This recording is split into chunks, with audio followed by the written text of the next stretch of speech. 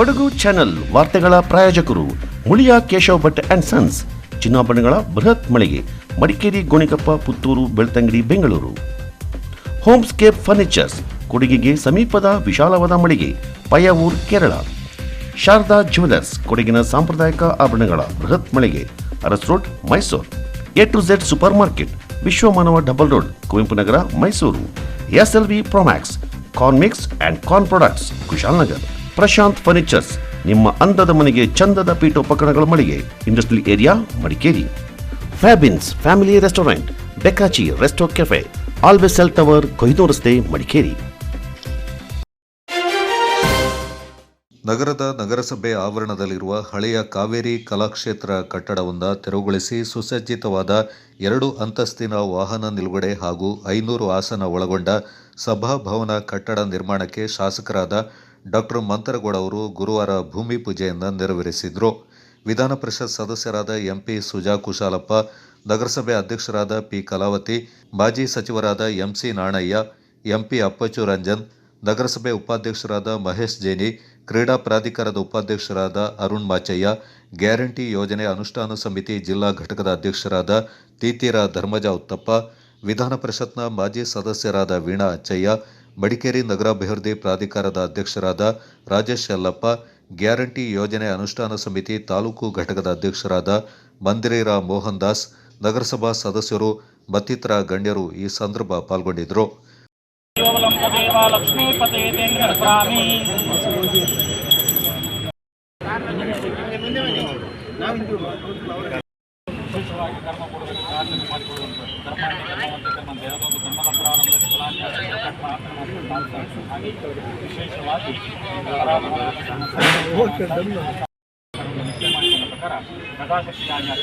ಪ್ರಾರಂಭದಲ್ಲಿ ಸುಸಜ್ಜಿತವಾದಂಥ ರೀತಿಯಲ್ಲಿ ನೀವು ಕಲ್ಪಿಸಿದಂಥ ರೀತಿಯಲ್ಲಿ ಕಟ್ಟಡ ನಿರ್ಮಾಣ ಆಗುವಂಥ ಯೋಗವನ್ನು ಆ ಮುಖೇನ ಸಮಾಜ.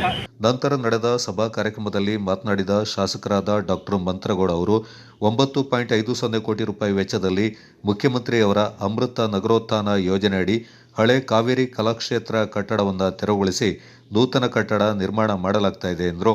ಕೋಟಿ ರೂಪಾಯಿ ಕಾವೇರಿ ಟೌನ್ ಹಾಲ್ನ ಹೊಸಾದ್ ಮಾಡಲಿಕ್ಕೆ ಏನು ಅನುದಾನ ಇಡಲಿಕ್ಕೆ ಕಾರ್ಯಕ್ರಮದಲ್ಲಿ ಇವತ್ತು ಗುದ್ಲಿ ಪೂಜೆ ಕಾರ್ಯಕ್ರಮದಲ್ಲಿ ವೇದಿಕೆ ಮೇಲೆ ಹಾಸರದಿಂದ ಎಲ್ಲರೂ ಸೇರಿಕೊಂಡೆ ಪಕ್ಷಾತೀತವಾಗಿ ಜಾತ್ಯತೀತವಾಗಿ ಸೇರಿಕೊಂಡ್ರೆ ಒಂದು ರೀತಿಲಿ ನಮಗೆ ಒಂದು ಮಡಿಕೇರಿಗೆ ಸಮಾಧಾನ ಆಗುತ್ತೆ ಅಂತ ನನ್ನ ಅಭಿಪ್ರಾಯ. ಆ ವಿಚಾರದಲ್ಲಿ ಮಾಜಿ ಜಿಲ್ಲಾ ಪಂಚಾಯತಿ ಅಧ್ಯಕ್ಷರಾದಂಥ ಚಂದ್ರಕಲಾ ಮೇಡಮ್ ಇರ್ಬೋದು, ರವಿ ಕುಶಲಪ್ಪನವ್ರು ಇರ್ಬೋದು, ರವಿ ಕಳಪ್ಪನವ್ರು ಇರ್ಬೋದು, ಮಾಜಿ ಮುನ್ಸಿಪಾಲಿಟಿ ಅಧ್ಯಕ್ಷರು ಪ್ಲಸ್ ಕೊಡವ ಸಮಾಜದ ಅಧ್ಯಕ್ಷರಾದಂಥ ಮುತ್ತಣಕ್ಕಲ್ ಅವರು, ಹಿರಿಯವರಾದಂಥ ಅಂಬೇಕಲ್ ಕುಶಲಪ್ಪನವರು, ರಾಣಿಮಾಚಯ್ಯನವರು, ನಮ್ಮ ಎಲ್ಲ ಗೌರವಾನ್ವಿತ ಸದಸ್ಯರು, ಚಿದ್ವಿಲಾಸ್ ಅವರು. ಮೇಡಮ್ ನೀವು ದೊಡ್ಡ ಹಾರ ಹಾಕಿದ್ದೀರಾ, ಅದಕ್ಕೆ ನೀವು ಹೆಸರು ಹೇಳಲೇಬೇಕು. ಜಯಂತಿ ಶೆಟ್ಟಿ ಮೇಡಮು ದೊಡ್ಡ ಹಾರ ಹಾಕಲಿ, ಹೆಸರು ಹೇಳಿಲ್ಲ ನನಗೆ ಬೈಬೋದು ನಮಗೆ. ಅದಕ್ಕೋಸ್ಕರ ಹೀಗೆ 1953ರಿಂದ ಪ್ರಾರಂಭ ಆಗಂಥ ಸಂದರ್ಭದಲ್ಲಿ ಹಲವಾರು ಜನದ್ದು ಶ್ರಮ ಇದೆ. 1953ಲಿ ರಮೇಶ್ ಅವರೇ ನೀವು ಇತಿಹಾಸ ಹೇಳಿದ್ರಿ, ಮಾತ್ರ ಇತಿಹಾಸ ಆ ಮಟ್ಟಕ್ಕೆ ನೀವು ಹೇಳ್ದಂಗೆ ನೀವು ಕುಸು ಅಂದಾಗ ಯಾರು ಆ ಮಟ್ಟಕ್ಕೆ ಕೇಳ್ಕೊಂಡಿರಲಿಲ್ಲ. ಆ ವಿಚಾರದಲ್ಲಿ 1953ಲಿ ಪ್ರಾರಂಭ ಆಗಿ ಗುದ್ಲಿ ಪೂಜೆ ಮಾಡೋಂಥ ಸಂದರ್ಭದಲ್ಲಿ ವಿಶೇಷವಾಗಿ 1 ವರ್ಷದ ಒಳಗೇನೆ ಅದನ್ನ ಬಿಟ್ಕೊಟ್ಟವ್ರೆ ಅಂತಂದರೆ ಆ ಮಟ್ಟದಲ್ಲಿ ಪ್ರಾಮುಖ್ಯತೆಯಲ್ಲಿ ಕೆಲಸ ಮಾಡೋರೆ ಅಂತ ನನ್ನ ಅಭಿಪ್ರಾಯ. ಬಿಲ್ಡಿಂಗ್ ಇವತ್ತಿನ ಕಾಲದಲ್ಲಿ ಚೆನ್ನಾಗಿ ಇಲ್ದಿರ್ಬೋದು, ಬಟ್ ಅವತ್ತಿನ ಕಾಲದಲ್ಲಿ it was one of the best buildings in Madikeri. ಆ ವಿಚಾರದಲ್ಲಿ ಅವತ್ತಿನ ಕಾಲದಲ್ಲಿ ಯಾರ್ಯಾರು ಶ್ರಮ ಪಟ್ಟವ್ರೆ ಅವ್ರು ಯಾವಾಗಲೂ ನಾವು ಅವ್ರನ್ನ ಮರೆಯೋಕ್ಕಾಗಲ್ಲ. ಯಾಕಂತಂದರೆ ಅವರ ಮಾರ್ಗದರ್ಶನಲ್ಲೇ ಇತ್ತೀಚೆಗೆ ಎಲ್ಲ ಮಡಿಕೇರಿ ನಾಗರಿಕರಲ್ಲಿ ಒಂದು ದೊಡ್ಡ ಮಟ್ಟದಲ್ಲಿ ಒಂದು ರೀತಿಲಿ ಒಂದು ಐಕಾನಿಕ್ ಒಂದು ಇತಿಹಾಸದಂಥ ಒಂದು ಬಿಲ್ಡಿಂಗ್. ನಾವು ಯಾವಾಗ ರಾಜಾ ಸೀಟ್ ಕಡೆ ಹೋಗ್ತೀವಿ, ಟೌನ್ ಹಾಲ್ ನೋಡಿದ್ರೇ ಒಂದು ರೀತಿಲಿ ಖುಷಿ. ಬಿಲ್ಡಿಂಗ್ ಕೆಟ್ಟೋಗಿದ್ರು ಪರವಾಗಿಲ್ಲ, ಒಂದು ಇತಿಹಾಸ. ಮಾತ್ರ ಇತಿಹಾಸ ಬದಲಾವಣೆ ಮಾಡೋಂಥ ಸಂದರ್ಭದಲ್ಲಿ ಕೆಲವು ಟೈಮಲ್ಲಿ ಬೇಜಾರಾಗಿ ಆಗುತ್ತೆ. ಹಳೆ ಮನೆ ಒಳಗಬೇಕಾದಾಗ ಒಂದು ರೀತಿಲಿ ಮನಸ್ಸು ಯಾಕೋ ಕೊರಿತದೆ. ಮಾತ್ರ ಇವತ್ತಿನ ಪರಿಸ್ಥಿತಿಲಿ 2026ನೇ ಇಸ್ವಿಲಿ ಆ ಬಿಲ್ಡಿಂಗು ಬದಲಾವಣೆ ಆಗಲೇಬೇಕಾಗಿದೆ. ಸಾರ್ವಜನಿಕ ಉಪಯೋಗಕ್ಕೆ, ದಿನನಿತ್ಯ ಉಪಯೋಗಕ್ಕೆ ಅದು ಬದಲಾವಣೆ ಆಗಲಿಲ್ಲ ಅಂತಂದರೆ ಆ ಬಿಲ್ಡಿಂಗ್ನ ಆ ಮಟ್ಟದಲ್ಲಿ ಉಪಯೋಗ ಬರ್ತಾ ಇರಲಿಲ್ಲ. ನನಗೆ ಗೊತ್ತಿರಂಗೆ 2-3 ವರ್ಷದಿಂದ ನನ್ನ ಜನಪ್ರತಿನಿಧಿಗೆ ಅವಕಾಶ ಮಾಡಿದಂಥ ಸಂದರ್ಭದಲ್ಲಿ ನಮಗೆ ಬರೀ ದಸರಾ ಮೀಟಿಂಗಿಗೆ ಅಲ್ಲಿ ನಮಗೆ ಕೂರ್ಲಿಕ್ಕೆ ಮಾಡ್ತಿದ್ರು. ಕರೆಕ್ಟ್ ಅಲ್ಲ ಕ್ರಾಂತಿ ಮೇಡಮ್? ಅನಿತಾ ಮೇಡಮ್ ನಿಮ್ಮ ಜೊತೆ 2 ದಸರಾ ಅಲ್ಲೇ ಮಾಡಿರೋದು ಆ ಕಾರ್ಯಕ್ರಮ. ಸವಿತಾ ಮೇಡಮ್ ಇದ್ರು ಎಲ್ಲ. ಅದ ನಂತರ ಪೌರಕ್ರಮ ದಿನಾಚರಣೆಗೆ ಅವ್ರಿಗೊಂದು ಸನ್ಮಾನ ಮಾಡೋದು, ಕಾರ್ಯಕ್ರಮ ಮಾಡೋದು ಬಿಟ್ಟರೆ ಈ ದೊಡ್ಡ ಮಟ್ಟದಲ್ಲಿ ಅಲ್ಲಿ ಉಪಯೋಗ ಬರ್ತಿರ್ಲಿಲ್ಲ. ಅದಕ್ಕೋಸ್ಕರ ಏನು 2024-25ನೇ ಇಸ್ವಿಲಿ ಶ್ರೀಮತಿ ಅನಿತಾ ಪೂವಯ್ಯನವರು ಸದಸ್ಯರುಗಳು ನಾವು ಮುಖ್ಯಮಂತ್ರಿ ಅಂತ ಹೋಗಿ ಅದೇ ರೀತಿಲಿ ಇನ್ಚಾರ್ಜ್ ಉಸ್ತುವಾರಿ ಸಚಿವರಂತ ಬೋಸರಾಜ್ ಅವ್ರ ಹತ್ರ ಭೇಟಿ ಮಾಡಿ ಇದನ್ನ ತಿದ್ದುಪಡಿ ಮಾಡ್ಲಿಕ್ಕೆ, ಬೋಸರಾಜ್ ಅವರು ಆಮೇಲೆ ನಿಮ್ಮ ಸಚಿವರು, ನಿಮ್ಮ ನಗರಸಭೆ ಸಚಿವರನ್ನು ಭೇಟಿ ಮಾಡಿ ಈ 9.25 ಕೋಟಿನ ಒಂಚೂರು ಆ್ಯಕ್ಷನ್ ಪ್ಲ್ಯಾನ್ನ ಬದಲಾವಣೆ ಮಾಡಿ ಅವತ್ತಿನ ಕಾಲದಲ್ಲಿ ಏನು ಹಣಕಾಸನ್ನ ನಿಗದಿ ಮಾಡಿದಂಥ ಸಂದರ್ಭದಲ್ಲಿ ಈಗ ಒಂದು ರೀತಿಲಿ ಬದಲಾವಣೆ ಮಾಡಬೇಕು ಅಂತ ನಾವು ಪ್ಲ್ಯಾನ್ ಮಾಡಿದಂಥ ಸಂದರ್ಭದಲ್ಲಿ ಮುನ್ಸಿಪಾಲಿಟಿಲಿ ಏನು ಜನರಲ್ ಬಾಡಿ ಮೀಟಿಂಗಲ್ಲೂ ಪಾರ್ಕಿಂಗಿಗೆ ಹೆಚ್ಚಿನ ಸಂಖ್ಯೆಯಲ್ಲಿ ಆದ್ಯತೆ ಕೊಡಬೇಕು ಅಂತ ನಮ್ಮ ಮನದಂಡ ಇದ್ದದ್ರಿಂದ 2 ಬೇಸ್ಮೆಂಟು 70 ಗಾಡಿಗಳು ನಿಲ್ಲಿಸಲಿಕ್ಕೆ ಒಂದು ಪ್ರೊವಿಷನ್ ಆಗುತ್ತೆ. ಯಾಕೆ ಅಂತಂದರೆ ಮಡಿಕೇರಿಯಲ್ಲಿ ಹಲವಾರು ಸಮಸ್ಯೆ, ಎಸ್ಪೆಷಲಿ ಸೀಸನ್ ಟೈಮಲ್ಲಿ, ದಸರಾ ಟೈಮಲ್ಲಿ ಎಲ್ಲ ಕಡೆಯಲ್ಲಿ ಬರುವಂಥ ಸಂದರ್ಭದಲ್ಲಿ ಪಾರ್ಕಿಂಗ್ ಅವಶ್ಯಕತೆ ಹೆಚ್ಚಿನ ಸಂಖ್ಯೆಯಲ್ಲಿ ಅವಕಾಶ ಕೊಡಬೇಕು ಅಂತ ಸಂದರ್ಭದಲ್ಲಿ ಏನು 2 ಬೇಸ್ಮೆಂಟಿಗೆ 70 ಗಾಡಿಗಳು, ಒಂದು 60 ಐ ಥಿಂಕ್ 150 ಕಾರ್ಸ್, ಆಮೇಲೆ ಒಂದು 70-80 ಬೈಕ್ಗಳು ನಿಲ್ಲಲಿಕ್ಕೆ ಅವಕಾಶ ಸಿಗ್ತದೆ. ಅದೇ ರೀತಿಲಿ ಏನು ಗ್ರೌಂಡ್ ಫ್ಲೋರಲ್ಲಿ ನಮ್ಮ ಮೀಟಿಂಗ್ ಹಾಲ್ ಇರ್ಬೋದು, ಪ್ಲಸ್ ಒಂದು ಅಂಗಡಿ ಸ್ಟಾಲ್ಸ್ಗಳಿರ್ಬೋದು. ಸೆಕೆಂಡ್ ಫ್ಲೋರಲ್ಲಿ 450 ಇಲ್ಲ 500 ಕುರ್ಚಿಯಾಗಂಥ ಆಡಿಟೋರಿಯಮನ್ನು ಈ ಪ್ಲ್ಯಾನಲ್ಲಿ ತೊಗೊಂಡಿದ್ದೀವಿ. ಟೋಟಲ್ ವೆಚ್ಚದಲ್ಲಿ 16.25 ಕೋಟಿ ಹಾಕಿದ್ದೀವಿ. ಈಗ ನಗರೋತ್ಥಾನ 4th ಫೇಸಲ್ಲಿ 950 ಲ್ಯಾಕ್ಸ್ ಆಗಿದೆ. ಅದರಲ್ಲಿ 950 ಲ್ಯಾಕ್ಸಲ್ಲಿ 804 ಟೆಂಡರ್ ಆಗಿದೆ. ಆ ವಿಚಾರದಲ್ಲಿ ನಾನು ನಮ್ಮ ಅಧಿಕಾರಿಗಳು ಪ್ಲಸ್ ಎಂಜಿನಿಯರ್ಸ್ಗೆ ಏನು ಹೇಳೋಕ್ಕೆ ಇಷ್ಟಪಡ್ತೀನಿ ಅಂತಂದರೆ, ಮಡಿಕೇರಿ ಸೂಕ್ಷ್ಮೇರ್ ಅಂತ ಜಾಗ, ಏನಾದರೆ ಒಂದು ರೀತಿಲಿ ನಾವು ಕೆಲಸ ಮಾಡೋಂಥ ಸಂದರ್ಭದಲ್ಲಿ ಸುರಕ್ಷತೆ ಮುಖ್ಯ. ನಮ್ಮ ಮಾಧ್ಯಮ ಮಿತ್ರಗಳಿಗೂ ಅವತ್ತಿಂದ ನಾವು ಡಿಸ್ಕಸ್ ಮಾಡಿದ್ದೀವಿ ಯಾವ ರೀತಿಲಿ ಮಾಡಬೇಕು ಅಂತ. ಈಗ 2 ಫ್ಲೋರ್ ನಾವು ಕೆಳಗಡೆ ನಾವು ಬೇಸ್ಮೆಂಟ್ ತೆಗಿಯೋಂಥ ಸಂದರ್ಭದಲ್ಲಿ ಮಳೆ ಏನಾರು ಸ್ಟಾರ್ಟ್ ಆದರೆ ಅದೊಂದು ವಾಟರ್ ಅಂದರೆ ಒಂದು ಸ್ವಿಮ್ಮಿಂಗ್ ಪೂಲ್ ಆಗಬಾರ್ದು. ಅದಕ್ಕೋಸ್ಕರ ಕೆಲಸ ಆದಷ್ಟು ಬೇಗ ಸ್ಟಾರ್ಟ್ ಮಾಡಬೇಕು. ತಡವಾಗಾದ್ರೂ, ಯಾಕಂದರೆ ಪ್ರೊಸೀಜರು ಡಿಪಾರ್ಟ್ಮೆಂಟಲ್ಲಿ ಸ್ವಲ್ಪ ಲೇಟ್ ಆಯಿತು, ಪೇಪರ್ ವರ್ಕ್ ಲೇಟ್ ಆಗಿರೋದ್ರಿಂದ ಈ ಸಲ ಡಿಲೇ ಮಾಡ್ಕೊಳಕ್ಕೆ ಹೋಗಬೇಡಿ. ಗುದ್ಲಿ ಪೂಜೆ ಮಾಡಾದ್ಮೇಲೆ ಎಷ್ಟೋ ಕಾಮಗಾರಿಗಳು ಮುಂದೆನೇ ಹೋಗೋದಿಲ್ಲ. ಆ ವಿಚಾರದಲ್ಲಿ ಈಗ ಯಾವ ಕಾರಣಕ್ಕೂ ಇನ್ನೇನು ಎಕ್ಸ್ಕ್ಯೂಸ್ ಇಲ್ಲ. ನಮಗೆಲ್ಲರಿಗೂ ಏನು ಆಸೆ ಅಂತಂದರೆ ಆದಷ್ಟು ಬೇಗ ಈ ಟೌನ್ ಹಾಲ್ನ ಸಾರ್ವಜನಿಕರಿಗೆ ಅನುಕೂಲ ಆಗೋಂಥ ಕೆಲಸ ನಾವು ಮಾಡಬೇಕು. ಮಾತ್ರ ಅವತ್ತಿನ ಕಾಲದಲ್ಲಿ 1 ವರ್ಷದಲ್ಲಿ 1.5 ಲಕ್ಷ ವೆಚ್ಚದಲ್ಲಿ ಬಿಲ್ಡಿಂಗ್ ಕಟ್ಟಿದ್ದಾರೆ. ಎಷ್ಟರಲ್ಲಿ 1.5 ಲಕ್ಷದಲ್ಲಿ ಆ ದೊಡ್ಡ ಬಿಲ್ಡಿಂಗ್ ಕಟ್ಟೋರೆ. ಈಗ ಡಿವ್ಯಾಲ್ಯೂಯೇಷನ್ ಅದೆಲ್ಲ ಏನೇನೋ ಇರಲಿ, ಎಸ್ಕಲೇಷನ್ ಅಂತಂದರೆ ಆಲ್ಮೋಸ್ಟ್ 950 ಲಕ್ಷ ಜಾಸ್ತಿ ಮಾಡಿದ್ದೀವಿ. ಮಾತ್ರ ಟೈಮ್ ಮಾತ್ರ ಕಡಿಮೆ ಮಾಡ್ಕೊಳಕ್ಕೆ ಹೋಗಬೇಡಿ. ಯಾಕೆ ಅಂತಂದರೆ ಎಲ್ಲ ಹಿರಿಯವ್ರ ಆಸೆ ಏನು ಅಂತಂದರೆ ಒಂದು ದೊಡ್ಡ ಒಂದು ಕಾರ್ಯಕ್ರಮ ಅಲ್ಲಿ ಮಾಡ್ಕೊಳ್ಳೋಕ್ಕೆ, ಒಂದು ಇತಿಹಾಸದಂಥ ಒಂದು ಕಾರ್ಯಕ್ರಮ ಮಾಡಿದಂಥ ಸಂದರ್ಭದಲ್ಲಿ ಆದಷ್ಟು ಬೇಗ ಮಾಡಬೇಕು. ಆಮೇಲೆ ಮುನ್ಸಿಪಾಲಿಟಿ ಅವಧಿಲಿ ಮಾಡಿದ್ರೆ ಅದು ಇನ್ನೂ ಖುಷಿ. ಯಾಕೆ ಅಂತಂದರೆ ಬಾಡಿಗಳು ಬದಲಾವಣೆ ಆಗೋಂಥ ಸಂದರ್ಭದಲ್ಲಿ ಬೇರೆಯವ್ರು ಬಂದಂಥ ಸಂದರ್ಭ ಈ ಬಾಡಿಯಲ್ಲಿ ಅವಕಾಶ ಮಾಡೋದ್ರಿಂದ ಅವ್ರಿಗೆ ಅವಕಾಶ ಆಗಲಿ ಅಂತ ಹೇಳ್ತಾ, ನಾನು ಮತ್ತೊಮ್ಮೆ ಏನು ಹೇಳೋಕ್ಕೆ ಇಷ್ಟಪಡ್ತೀನಿ, 7.25 ಕೋಟಿ ಇನ್ನೂ ದುಡ್ಡು ಬೇಕಾಗಿದೆ. ಬರೋಂಥ ದಿವಸಗಳಲ್ಲಿ ನಮ್ಮ ಸರ್ಕಾರದ ವತಿಯಿಂದ ಆ ಮಿಕ್ಕಿದ ದುಡ್ಡನ್ನ ಒದಗಿಸೋಕ್ಕೆ ನಾವು ಜವಾಬ್ದಾರಿ ತಗೋತೀವಿ. ಆ ವಿಚಾರದಲ್ಲಿ, ಅಭಿವೃದ್ಧಿ ವಿಚಾರದಲ್ಲಿ ಪಕ್ಷಾತೀತವಾಗಿ ನಾವು ನೋಡೋದು ನಮ್ಮ ಜವಾಬ್ದಾರಿ.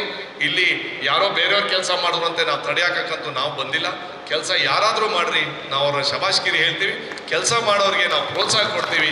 ಇಲ್ಲಿ ಯಾರೂ ಬೇರೆ ರೀತಿಯಲ್ಲಿ ಕೆಲಸ, ಈಗ ಸೋಮವಾರಪೇಟೆಯಲ್ಲಿ ರಂಜನ್ ಸರ್ ಗೊತ್ತು, ಅಲ್ಲಿ ನಮ್ಮ ಶತಮಾನೋತ್ಸವ ಬಿಲ್ಡಿಂಗಲ್ಲಿ ಅದು ಕಂಪ್ಲೀಟ್ ಆಗಿರಲಿಲ್ಲ.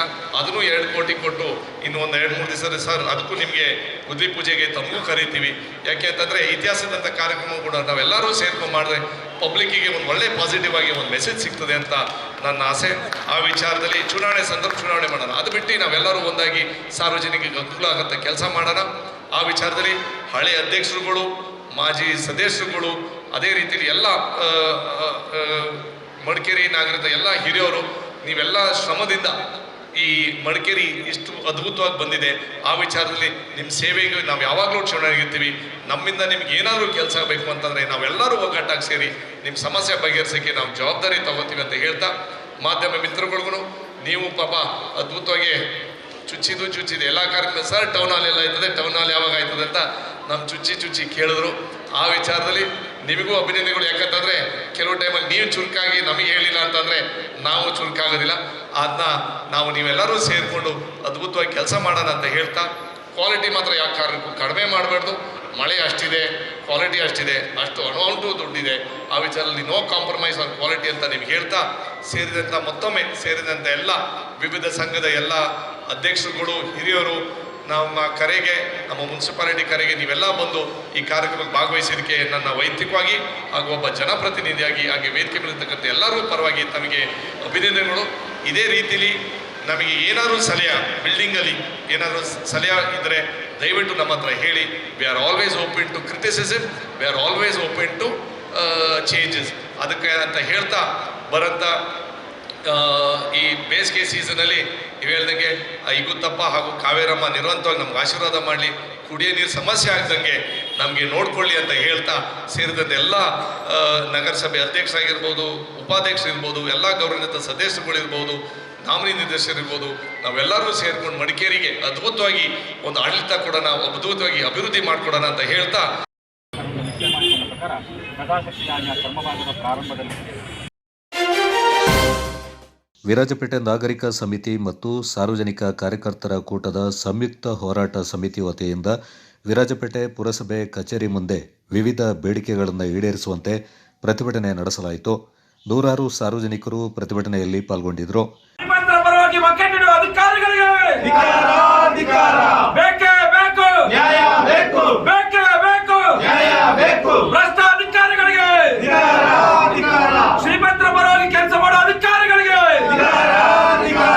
ಕೆಂಪು ಹಾಸು ಹೋರಾಟಗಾರರಿಗೆ ಪೊಲೀಸ್ ಸೆಕ್ಷನ್, ಇದ್ಯಾವ ನ್ಯಾಯ ಇದ್ಯಾವ ನೀತಿ, ಹೇಳಲಿ ಸರ್ಕಾರ, ಹೇಳಲಿ ಸರ್ಕಾರ. ರಾಜೇಂದ್ರ ಪೇಟೆಯನ್ನು ಕಟ್ಟಿದರು. ಪುರಸಭೆಯ ಇಂದಿನ ರಾಜಕಾರಣಿಗಳು ಪೇಟೆಯನ್ನು ಮಾರಿದರು. ವೀರರಾಜೇಂದ್ರ ಪೇಟೆಯನ್ನು ಕಟ್ಟಿದರು. ಪುರಸಭೆಯ ಇಂದಿನ ರಾಜಕಾರಣಿಗಳು ಪೇಟೆಯನ್ನು ಮಾರಿದರು. ವಿರಾಜಪೇಟೆ ವಕೀಲರಾದ ಕೆವಿ ಸುನೀಲ್ ಅವರು ಮಾತನಾಡಿ, ವಿರಾಜಪೇಟೆಯಲ್ಲಿ ಸರ್ಕಾರದ ಟೆಂಡರ್ನಲ್ಲಿ ಅನ್ಯಾಯವಾಗಿದೆ. ಕಳೆದ ಬಾರಿಗಿಂತ ಸುಮಾರು 18 ಲಕ್ಷ ರೂಪಾಯಿ ಕಡಿಮೆ ಬೆಲೆಗೆ ಟೆಂಡರ್ ಕರೆಯಲಾಗಿದ್ದು ಸರ್ಕಾರದ ಬೊಕ್ಕಸಕ್ಕೆ ನಷ್ಟ ಉಂಟಾಗಿದೆ. ಇದಕ್ಕೆ ಮುಖ್ಯ ಕಾರಣ ಈ ಹಿಂದೆ ಇದ್ದ ಪಟ್ಟಣ ಪಂಚಾಯಿತಿ ಸದಸ್ಯರು ಅವರ ಕಪಿಮುಷ್ಟಿಯಲ್ಲಿ ಸರ್ಕಾರಿ ಅಧಿಕಾರಿಗಳು ಕಾರ್ಯನಿರ್ವಹಿಸ್ತಾ ಇದ್ದಾರೆ. ರಸ್ತೆ ಅಗಲೀಕರಣ ವಿಷಯದಲ್ಲಿ ದೊಡ್ಡ ಭ್ರಷ್ಟಾಚಾರ ನಡೆದಿದೆ. ತಕ್ಷಣ ತನಿಖೆ ಮಾಡಬೇಕೆಂದು ಒತ್ತಾಯಿಸಿದರು. ಪುರಸಭೆಯಲ್ಲಿ ನಡೆಯುವಂತಹ ವ್ಯಾಪಕ ಪ್ರಮಾಣದ ಅವ್ಯವಹಾರ ಹಾಗೂ ಇಲ್ಲಿ ನಡೆಯುತ್ತಿರುವ ಭ್ರಷ್ಟಾಚಾರ ಹಾಗೂ ಸ್ವಜನ ಪಕ್ಷಪಾತಗಳ ವಿರುದ್ಧ ಹೋರಾಟ ಕಟ್ಟಬೇಕು ಮತ್ತು ಈ ವಿರಾಜಪೇಟೆ ನಗರವನ್ನು ಉಳಿಸಬೇಕು, ಇದರಿಂದ ಜನರಿಗೆ ಪ್ರಯೋಜನ ಆಗಬೇಕು ಅನ್ನೋ ಉದ್ದೇಶ ಇಟ್ಟುಕೊಂಡು ನಾವು ಇವತ್ತು ಈ ಹೋರಾಟವನ್ನು ಮಾಡ್ತಾ ಇದ್ದೀವಿ. ನಮ್ಮ ಈ ಹೋರಾಟದಲ್ಲಿ ಹಲವಾರು ಬೇಡಿಕೆಗಳನ್ನು ಇಡ್ತಾ ಇದ್ದೀವಿ. ಆ ಬೇಡಿಕೆಯಲ್ಲಿ ಅತಿ ಮುಖ್ಯವಾಗಿ ನಾವು ವಿರಾಜಪೇಟೆ ನಗರದಲ್ಲಿರುವಂತಹ ಏನು ರಸ್ತೆಯನ್ನಂತ ಏನು ಮುಖ್ಯ ರಸ್ತೆಗಳನ್ನು ಅವುಗಳನ್ನು ಇವತ್ತು ಅಗಲೀಕರಣ ಮಾಡುವ ಹೆಸರಿನಲ್ಲಿ ಅದು ಹೊಡಿಬೇಕು ಅಂತೇಳಿ ಒಂದು ಟೀಮ್ ರೆಡಿಯಾಗಿದೆ. ಅದೇ ರೀತಿಯಲ್ಲಿ ನಾವು ಅದನ್ನು ಪ್ರಶ್ನೆ ಮಾಡಿ ಈ ಹಿಂದೆ 2019 ಹೈಕೋರ್ಟ್ನಲ್ಲಿ ರಿಟ್ ಸಲ್ಲಿಸಿದ್ದೀವಿ. ಆ ರಿಟ್ ಅರ್ಜಿ ಈಗಲೂ ಪೆಂಡಿಂಗ್ ಇದೆ. ಆದರೆ ವಿರಾಜಪೇಟೆ ಸಂಬಂಧಪಟ್ಟಾಗ ಇತ್ತೀಚಿನ ದಿನಗಳಲ್ಲಿ ಡಿಸೆಂಬರ್ 6ನೇ ತಾರೀಕಿಗೆ ಬೆಳಗ್ಗೆ 7 ಗಂಟೆಗೆ ದೊಡ್ಡಟ್ಟಿ ಚೌಕಿ ಜೈನರ ಬೀದಿಯಲ್ಲಿ ಫಸ್ಟ್ ಆಗಿ ಅಲ್ಲಿದ್ದಂಥ ಬಸ್ ಸ್ಟ್ಯಾಂಡನ್ನು ಹೊಡಿತಾರೆ. ಆನಂತರ ಆ ಪ್ರದೇಶದಲ್ಲಿ ಇದೊಂದು ಕೆಲವು ಜನರು ಬಿಟ್ಟು ಕೊಟ್ಟಂಥ ಜಾಗವನ್ನು ಅದನ್ನು ಸಮತಟ್ಟು ಮಾಡ್ತಾರೆ. ಆ ನಂತರ ಮೀರ್ಪೇಟೆಯಲ್ಲಿ ಹೋಗ್ತಾರೆ, ಅದೇ ರೀತಿ ಮಾಡ್ತಾರೆ. ಆದರೆ ಯಾವುದೇ ರೀತಿಯ ಸಂಪೂರ್ಣ ಕಾಮಗಾರಿಗಳನ್ನ ಇವರಿಂದ ಮಾಡಲಿಕ್ಕೆ ಸಾಧ್ಯ ಆಗಲಿಲ್ಲ. ಸುಮಾರು 7.25 ಕೋಟಿ ರೂಪಾಯಿ ಹಣ ಬಂದಿದೆ ಅಂತ ಹೇಳ್ತಾರೆ. ಆದರೆ ಸರಿಯಾದ ಲೆಕ್ಕ ನಮಗೆ ಗೊತ್ತಿಲ್ಲ. ಆದರೆ ನಮಗೆ ಗೊತ್ತಿರೋ ಮಾಹಿತಿಯಂತೆ ಮಾನ್ಯ ಶಾಸಕರು ಸುಮಾರು ವಿರಾಜಪೇಟೆ ನಗರ ಅಭಿವೃದ್ಧಿಗೆ ಸುಮಾರು 20 ಕೋಟಿ ಹಣವನ್ನು ನಮ್ಮ ಪುರಸಭೆ ತಂದಿದ್ದಾರೆ. ಆ ಹಣವನ್ನು ನೈಜ ರೀತಿಯಲ್ಲಿ ಖರ್ಚಾಗಬೇಕು ಮತ್ತು ಒಂದು ಇಂಚಿಂಚು ಹಣಕ್ಕೂ ಲೆಕ್ಕ ಕೊಡಬೇಕು ಅಂತೇಳಿ ಈ ಸಂದರ್ಭದಲ್ಲಿ ಒತ್ತಾಯ ಮಾಡ್ತಾ ಇದ್ದೀವಿ. ಅದೇ ರೀತಿಯಲ್ಲಿ ರಸ್ತೆ ವಿಚಾರ ಬಂದಾಗ ಈ ಹಿಂದೆ ಸಿದ್ದರಾಮಯ್ಯ ಸರ್ಕಾರ ಇದ್ದಾಗ ಸುಪ್ರೀಂ ಕೋರ್ಟ್ ಒಂದು ರೂಲಿಂಗ್ ಇತ್ತು, ನ್ಯಾಷನಲ್ ಹೈವೇ ಮತ್ತು ಸ್ಟೇಟ್ ಹೈವೇಗಳಲ್ಲಿ ಯಾವುದೇ ಬಾರ್ಗಳನ್ನ ಅಥವಾ ವೈನ್ ಶಾಪ್ಗಳನ್ನ ಇಡಬಾರ್ದು ಅಂತೇಳಿ. ಇದಕ್ಕೆ ಸಂಬಂಧಪಟ್ಟಂತೆ ಆಗ ಸರ್ಕಾರ ಆದೇಶ ಮಾಡುತ್ತೆ, ಈ ಎಲ್ಲೆಲ್ಲ ಈ ವೈನ್ಗಳಿವೆ ಅಲ್ಲಿ ಹಾದು ಹೋದಂಥ ಎಲ್ಲ ನ್ಯಾಷನಲ್ ಹೈವೇಗಳನ್ನು ಅಥವಾ ಈ ಸ್ಟೇಟ್ ಹೈವೇಗಳನ್ನು ಅವರು ಯಾವ ಆ ಪ್ರದೇಶದ ವ್ಯಾಪ್ತಿಗೆ ತರ್ತಾರೆ. ಈ ರೀತಿ ಆದರೆ ವಿರಾಜಪೇಟೆ ಪುರಸಭೆಯಲ್ಲಿ ಈಗ ನಾವು ಹೇಳುವಂತಹ SH ಆಗಲಿ NH ಆಗಲಿ ಇಲ್ಲ. ಯಾಕಂದರೆ ಇದೆಲ್ಲವೂ ಈಗ ಪುರಸಭೆ ರಸ್ತೆಗಳಾಗಿವೆ. ಇಲ್ಲಿ ಈಗ ಪುರಸಭೆ ರಸ್ತೆಗೆ ಎಷ್ಟು ಅಡಿ ಜಾಗ ಬಿಡಬೇಕು ಅನ್ನೋದನ್ನು ಪುರಸಭೆಯ ಮುಖ್ಯಾಧಿಕಾರಿಗಳು ಮತ್ತು ಇಂಜಿನಿಯರ್ ಹೇಳಬೇಕಾಗುತ್ತೆ. PWD ಹೇಳ್ತಾ ಇದ್ದಾರೆ ಆ ರಸ್ತೆ ನಮಗೆ ಸೇರಿಲ್ಲ, ಆ ರಸ್ತೆ ನಾವೀಗ ಆಲ್ರೆಡಿ ಪುರಸಭೆಗೆ ಹ್ಯಾಂಡ್ ಮಾಡಿದ್ದೀವಿ ಅನ್ನೋದು, ಹ್ಯಾಂಡ್ ಓವರ್ ಮಾಡಿಕೊಟ್ಟಿದ್ದೀವಿ ಅನ್ನೋದು ಅವರ ವಾದ ಇದೆ. ಇದೊಂದು. ಎರಡನೇದಾಗಿ ವಿರಾಜಪೇಟೆ ನಗರದಲ್ಲಿ ಹಲವಾರು ಕಾಮಗಾರಿಗಳನ್ನು ನಡೆಸಿದ್ದಾರೆ. ಆ ನಡೆಸಿದ ಕಾಮಗಾರಿಗಳನ್ನೇ ಪುನಃ ನಡೆಸ್ತಾ ಇದ್ದಾರೆ. ಉದಾಹರಣೆಗೆ ಚರ್ಚ್ ರಸ್ತೆಯಲ್ಲಿ ಒಂದು ಅಡ್ಡ ರಸ್ತೆ ಇದೆ, ಆ ಗದ್ದೆ ಮಠದ ಗದ್ದೆಯಲ್ಲಿ ಅದನ್ನು 3 ಸಾರಿ ಕಾಮಗಾರಿ ಮಾಡಿದ್ದಾರೆ. ಯಾಕೆ ಈ ರೀತಿ ನೀವು ಕಾಮಗಾರಿ ಮಾಡಿ ನೀವು ಸರ್ಕಾರದ ಹಣವನ್ನು ಅಥವಾ ಮುನ್ಸಿಪಾಲಿಟಿ ಹಣವನ್ನು ಯಾಕೆ ಪೋಲ್ಡ್ ಮಾಡ್ತಿರೋ ವಿಚಾರವನ್ನು ಸಹ ನಿಮ್ಮ ಮುಂದೆ ಇಡ್ತಾ ಇದ್ದೀವಿ. ಇದೇ ರೀತಿಯಲ್ಲಿ ಹಲವಾರು ವಿಚಾರಗಳು. ಇನ್ನು ಮಳಿಗೆ ವಿಚಾರ ಬಂದಾಗ ಈಗಾಗಲೇ ನಾವು ಹೇಳಿದ್ದೀವಿ, ಅರಿಗೆಯನ್ನು ನೀವು ಹರಾಜು ಹಾಕಬೇಕು ಅಂತ. ಅಲ್ಲಿ ಹರಾಜಿಲ್ಲ, ಎಲ್ಲ ಒಳ ಒಪ್ಪಂದ ಮಾಡಿಕೊಂಡು ಅದನ್ನು ಯಾರಿಗೆ ಬೇಕೋ ಅವ್ರು ಕೊಟ್ಕೊಳ್ತಾ ಇದ್ದಾರೆ. ಅದರಲ್ಲಿ ಬಂದ ಮಾಹಿತಿ ಅದು ಅಧಿಕೃತ ಮಾಹಿತಿಯೋ ಅನಧಿಕೃತ ಮಾಹಿತಿಯೋ ಗೊತ್ತಿಲ್ಲ. ಕೆಲವು ಮಾಜಿ ಕೌನ್ಸಿಲ್ಗಳು ಸಹ ಅಥವಾ ಸದಸ್ಯರುಗಳು ಸಹ ಅದರಲ್ಲಿ ಇನ್ವಾಲ್ವ್ ಆಗ್ತಾರೆ. ಅವರು ಯಾರಿಗೆ ಬೇಕೋ ಅವ್ರಿಗೆ ಕೊಡಿಸ್ತಾರೆ. ಆನಂತರ ಅಲ್ಲಿಂದ ಹಣ ಬಾಡಿಗೆ ಪಡ್ಕೊಳ್ಳೋ ಕೆಲಸ ಮಾಡ್ತಾ ಇದ್ದಾರೆ ಅಂತ ಹೇಳುವಂಥ ಒಂದು ಆರೋಪ ಇದೆ. ಇದೆಲ್ಲವೂ ಜನರ ಆರೋಪ ಇದೆ. ನಾವು ಇವೆಲ್ಲ ವಿಚಾರಗಳನ್ನ ಜನರ ಮುಂದೆ ಹೇಳಲೇಬೇಕಾಗಿದೆ. ಇವತ್ತು ವಿರಾಜಪೇಟೆ ನಗರನ ಉಳಿಸ್ಬೇಕು. ನಾವು ವಿರಾಜಪೇಟೆ ನಗರನ ಒಂದು ಒಳ್ಳೆಯ ನಗರವನ್ನಾಗಿ ಮತ್ತು ಅಭಿವೃದ್ಧಿಗೊಂಡಂಥ ಒಂದು ಅಭಿವೃದ್ಧಿಯನ್ನು ರೂಪಿಸಬೇಕು. ಆದರೆ ಇಲ್ಲಿ ಬರುವಂಥ 100 ರೂಪಾಯಿ ಹಣವನ್ನು 100 ರೂಪಾಯಿ ಹಣ ಬಂದರೆ 100 ರೂಪಾಯಲ್ಲಿ 60 ರೂಪಾಯಿ ಹಣವನ್ನು ಈ ರೀತಿ ಖರ್ಚು ಮಾಡಿದರೆ ಯಾವ ರೀತಿಯಲ್ಲಿ ನೀವು ಈ ವಿರಾಜಪೇಟೆ ನಗರವನ್ನು ಅಭಿವೃದ್ಧಿ ಮಾಡಲಿಕ್ಕೆ ಸಾಧ್ಯ ಆಗುತ್ತೆ ಅನ್ನೋದನ್ನು ನಮಗೆ ಮುಖ್ಯಾಧಿಕಾರಿಗಳು ಹೇಳಬೇಕಾಗಿದೆ. ಕಾನೂನು ಪ್ರಕಾರ ಕಾಂಪನ್ಸೇಷನ್ ಕೊಡಿ ಅಂತ ಕೇಳಿ ಹೈಕೋರ್ಟಿಗೆ ಕೇಸ್ ಹಾಕಿದೆ. ಹೈಕೋರ್ಟ್ನಲ್ಲಿ ಕೇಸ್ನ ಅದು ಇದೆ, ಪೆಂಡಿಂಗ್ ಇದೆ. ಈ ಸಮಸ್ಯೆಯನ್ನು ಬಗೆಹರಿಸಲಿಕ್ಕೆ ಏನಾದರೂ ಒಂದು ಒಳ್ಳೆಯ ದಾರಿ ಇರಬಹುದು ಅಂತೇಳಿ ಪರ್ಯಾಯವಾಗಿ ಹೊನ್ನಣ್ಣನವರು ಸ್ಪಷ್ಟವಾಗಿ ಹೇಳಿದರು, ರಸ್ತೆ ಚರಂಡಿಯಿಂದ ಚರಂಡಿಯವರೆಗೆ ರಸ್ತೆ ಸರಿ ಮಾಡ್ತೇವೆ, ಚರಂಡಿಯನ್ನು ಸರಿಪಡಿಸ್ತೇವೆ, ಯಾರು ತಾವಾಗಿ ಜಾಗ ಕೊಡ್ತಾರೆ ಆ ಜಾಗವನ್ನು ಬಳಸ್ಕೊಳ್ತೇವೆ. ಆದರೆ ಕೆಲಸ ಶುರು ಮಾಡುವಾಗ ಹೊನ್ನಣ್ಣನವರ ಶಿಷ್ಯರು ಅವರು ಮಾಡಿದ್ದೇನು ಅಂತಂದರೆ, ಬಸವನಗುಡಿ ಎದುರಿನಲ್ಲಿ ಒಂದಿಷ್ಟು ಜಾಗ ಕೆಲವರು ಕೊಟ್ಟ ಜಾಗವನ್ನು ಬಳಸ್ಕೊಂಡ್ರು. ಇಡೀ ಊರಿನಲ್ಲಿ ನಾವು ಹೊಡಿತಾ ಇದ್ದೇವೆ, ಯಾರೂ ನಮ್ಮನ್ನು ತಡೀಲಿಕ್ಕೆ ಸಾಧ್ಯ ಇಲ್ಲ, ಎಲ್ಲರೂ ಖಾಲಿ ಮಾಡಿ ಅಂತ ಅಂಗಡಿಗಳಿಗೆಲ್ಲ ಹೋಗಿ ಎದುರಿಸಿದ್ರು. ಮೀನುಪೇಟೆಯಲ್ಲಿ ಎದುರಿಸಿದ್ರು. ನಾಳೆ ಬೆಳಿಗ್ಗೆ ಅಂಗಡಿ ಖಾಲಿ ಮಾಡಬೇಕು, ಇಲ್ಲದಿದ್ದರೆ ಬೆಳಿಗ್ಗೆ ನಾನು JCB ತರ್ತೇನೆ. ಇದನ್ನು ಹೋಗಿ ಹೇಳುವುದು ಯಾರು ಅಂತಂದರೆ ಅಧಿಕಾರಿ ಅಲ್ಲ, ಕಾಂಗ್ರೆಸ್ ಪಕ್ಷದ ಮುಖಂಡರುಗಳು. ಹೀಗೆ ಜನ ಹೆದರಿದರು.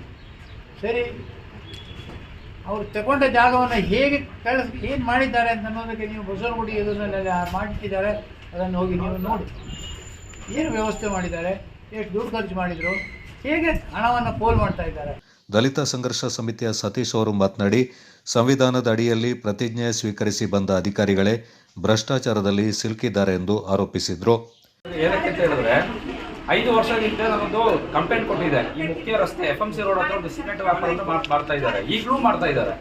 ಆ ಸಿಮೆಂಟ್ ವ್ಯಾಪಾರ ಮಾಡ್ತಿರುವಾಗ ಅಲ್ಲಿ ಆ ಮೇನ್ ರೋಡಲ್ಲೇ ಶಾಲಾ ಮಕ್ಕಳು, ಕಾಲೇಜ್ ಮಕ್ಕಳು, ಹಿಂದೆ ಒಂದು ಹಾಸ್ಪಿಟ್ಲ್ ಇದೆ, ಒಂದು ಲ್ಯಾಬ್ ಇದೆ. ಆಗ ಅದೆಷ್ಟು ತೊಂದರೆ ಆಗ್ತಾಯಿದೆ ಅಂತ ಹೇಳ್ಬಿಟ್ಟು ನಾನು ಈ ಮುಖ್ಯ ಅಧಿಕಾರಿಗೆ ನಂದೊಂದು ಕಂಪ್ಲೇಂಟ್ ಕೊಟ್ಟಿದ್ದೆ. ಕೊಟ್ಟಾದ್ರೂ ಇವರು ಅವರಿಗೆ ನೋಟಿಸ್ ಕಳಿಸ್ತಾರೆ, ಅವ್ರು ಇವ್ರಿಗೆ ನೋಟಿಸ್ ಕಳಿಸ್ತಾರೆ. ಇವರು ಅವ್ರ ಜೊತೆ ಶಾಮೀಲ್ ಆಗ್ಬಿಟ್ಟು ಕೆಲಸ ಮಾಡ್ತಿದ್ದಾರೆ. ನಾನು ಬಂದು ಕೇಳಿದ್ರೆ ಹೇಳ್ತಾರೆ, ಬೇರೆ ಯಾರಿಗೆ ತೊಂದರೆ ಇಲ್ಲ, ನಿಮಗೆ ಮಾತ್ರ ತೊಂದರೆ ಇರೋದು ಅಂತ. ಹೌದು ಸರ್, ನನಗೆ ತೊಂದರೆ ಇದೆ. ನಾಳೆ ನನ್ನ ಮಗು ಶಾಲೆಗೆ ಹೋಗುವಾಗ ಸಿಮೆಂಟ್ ಧೂಳು ತಿಂದುಬಿಟ್ಟು ಹೋಗಬಾರ್ದು, ಅದನ್ನ ತೆರವುಗೊಳಿಸ್ಬೇಕು. ಅದನ್ನ ಹೇಳಿದ್ರೆ ಈ ಮುಖ್ಯಾಧಿಕಾರಿ ಹೇಳ್ತಾರೆ, ಬೇರೆ ಯಾರು ನಿಮಗೇನು ಪ್ರಾಬ್ಲಮ್ ಇಲ್ಲ, ಅದು ಇದು ಹಿಂಗೆ ಅಂತ ಹೇಳ್ತಿದ್ದಾರೆ. ಅದನ್ನ ತೆರವುಗೊಳಿಸಕ್ಕೆ ಇವ್ರಿಗೆ ಆಗಲ್ಲ ಅಂತ ಹೇಳಿದ್ರೆ ಅವ್ರಿಗೆ ಮರ್ಯಾದೆ ಇಲ್ಲ ಅಂದ್ರೆ ಕೂತಿರೋ ಕುರ್ಚಿಗೆ ಮರ್ಯಾದೆ ಇದೆ. ಆ ಮರ್ಯಾದೆ ಬೇಕಾದ್ರೆ ಅವ್ರು ಕಾಪಾಡಬೇಕು. ಅದನ್ನೂ ಮಾಡಲ್ಲ. ಒಂದು ಸಾರ್ವಜನಿಕರಿಗೆ ಏನು ತೊಂದರೆ ಇದೆ ಆ ತೊಂದರೆಯನ್ನು ಪರಿಹರಿಸದೆ ಇವರು ಏನೇ ಬಂದ್ರು ಇವ್ರಿಗೆ ಅಲ್ಲಲ್ಲೇ ಡೀಲ್, ಇವ್ರು ಅಲ್ಲಲ್ಲಿಗೆ ಶಾಮೀಲಾಗೋದು. ಒಂದು ಅಡ್ಡ ರಸ್ತೆ ಏನಿದೆ, ಈಗ ಇದೇ ಮಟನ್ ಮಾರ್ಕೆಟ್ ಇಂದ ಚೌಕಿಗೆ ಬರಬೇಕು ಅಂತ ಹೇಳಿದ್ರೆ 10 ನಿಮಿಷದ ಹೋಗುವ ಇದು ಟೈಮ್. ಆದ್ರೆ ಇಲ್ಲಿ ಏನಾಗ್ತಿದೆ ಅಂತ ಹೇಳಿದ್ರೆ ಅರ್ಧ ಗಂಟೆ ಬೇಕು. ಎಷ್ಟು ಅಡ್ಡ ರಸ್ತೆಗಳಿದೆ, ಅದನ್ನ ಎಲ್ಲ ಇವರು ಯಾರ್ಯಾರಿಗೆ ಬೇಕು ಅವ್ರವ್ರ ಜೊತೆ ಶಾಮೀಲಾಗ್ತಾರೆ, ಅವ್ರವ್ರ ಜೊತೆ ಅವ್ರಿಗೆ ಬೇಕಾಗಿರೋದು ಮಾಡಿಕೊಡ್ತಾರೆ. ಸಾರ್ವಜನಿಕರು ಏನೋ ಬಂದು ಕಂಪ್ಲೇಂಟ್ ಕೊಟ್ರೆ ಅವನಿಗೆ ಅಹಂಕಾರ, ಅವನಿಗೆ ದುರಹಂಕಾರ. ಅದು ಯಾರು ಕಂಪ್ಲೇಂಟ್ ಬೇರೆ ಯಾರು ಬಂದಿದೆ ಕಂಪ್ಲೇಂಟ್ ಅವ್ರ ಜೊತೆ ಇವರಿಗೆ ಡೀಲ್. ಇದೇ ಇಲ್ಲಿ ಮಾಡ್ತಾ ಇರೋ ಈ ಭ್ರಷ್ಟ ಅಧಿಕಾರಿ, ಇದೇ ಭ್ರಷ್ಟ ಅಧಿಕಾರಿ ಅಂತ ಇದಕ್ಕೆ ನಾವು ಹೇಳ್ತಾ ಇರೋದು. ಅವ್ರಿಗೆ ಬೇಕಾದ ಸಾರ್ವಜನಿಕ. ಕೃಷ್ಣ ವಿಲಾಸ್ ಸೃಜನ್ ಮಾತನಾಡಿ, ವಿರಾಜಪೇಟೆ ಮುಖ್ಯ ರಸ್ತೆಯಲ್ಲಿ ವಾಹನಗಳ ದಟ್ಟಣೆ ಜಾಸ್ತಿಯಾಗಿದೆ. ಇದಕ್ಕೆ ಕಾರಣ ಸುಮಾರು 20ಕ್ಕೂ ಹೆಚ್ಚು ಸರ್ಕಾರದ ಅಡ್ಡ ರಸ್ತೆಗಳು ಉಳ್ಳವರ ಪಾಲಾಗಿದೆ ಎಂದರು. ವಿರಾಜಪೇಟೆ ನಗರದ ಪ್ರತಿಯೊಬ್ಬರಿಗೂ ತಿಳಿದಿದೆ. ಇಲ್ಲಿ ಯಾವುದೇ ನ್ಯಾಯ ಸಮ್ಮತವಾಗಿ ಯಾವುದೇ ಕೆಲಸ ಕಾರ್ಯ ನಡೀತಿಲ್ಲ. ಇಲ್ಲಿ ಏನಿದ್ರು ಯಾವಾಗ ಹೇಳ್ತಾರಲ್ಲ ಡೀಲ್ ಅಂತಲ್ಲ, ಪ್ರತಿಯೊಂದು ಸ್ಟೆಪ್ಪಿಗೆ ಒಂದು ಹೆಜ್ಜೆಗೂ ಇಲ್ಲಿ ಡೀಲೇ. ಈಗ ನಾನು ಹೇಳೋ ಇಷ್ಟೊಂದು ಕಟ್ಟಡಗಳನ್ನು ಹೊಡೆದಾಕಿದ್ದಾರೆ. ಇವರೊಂದು ರಸ್ತೆ ಆಗಲಿಗಳ ಹೆಸರಿನಲ್ಲಿ ಬಸ್ ಶೆಲ್ಟರ್ಗಳನ್ನು ಹೊಡೆದಾಕಿದ್ದಾರೆ. ಕಟ್ಟಡಗಳನ್ನು, ಇದರ ಮರಮುಟ್ಟುಗಳು, ಇದರ ಕಲ್ಲುಗಳು, ಇದರ ಕಬ್ಬಿಣಗಳು ಎಲ್ಲಿ ಹೋದವು? ಯಾರ ಇಲ್ಲಿಗೆ ಹೋದ್ರು ನಾವು ಫಸ್ಟ್ ಅದ್ರ ಬಗ್ಗೆ ಮಾಹಿತಿ ನೀಡಬೇಕು. ಯಾಕಂದರೆ ಅದರಲ್ಲಿ ಇದ್ದಂತಹ ಈ ಹಳೆ ಸಾಮಗ್ರಿಗಳು ಎಲ್ಲಿ ಓದಬೇಕನ್ನೋ ಲೆಕ್ಕ ಬೇಕಲ್ವಾ?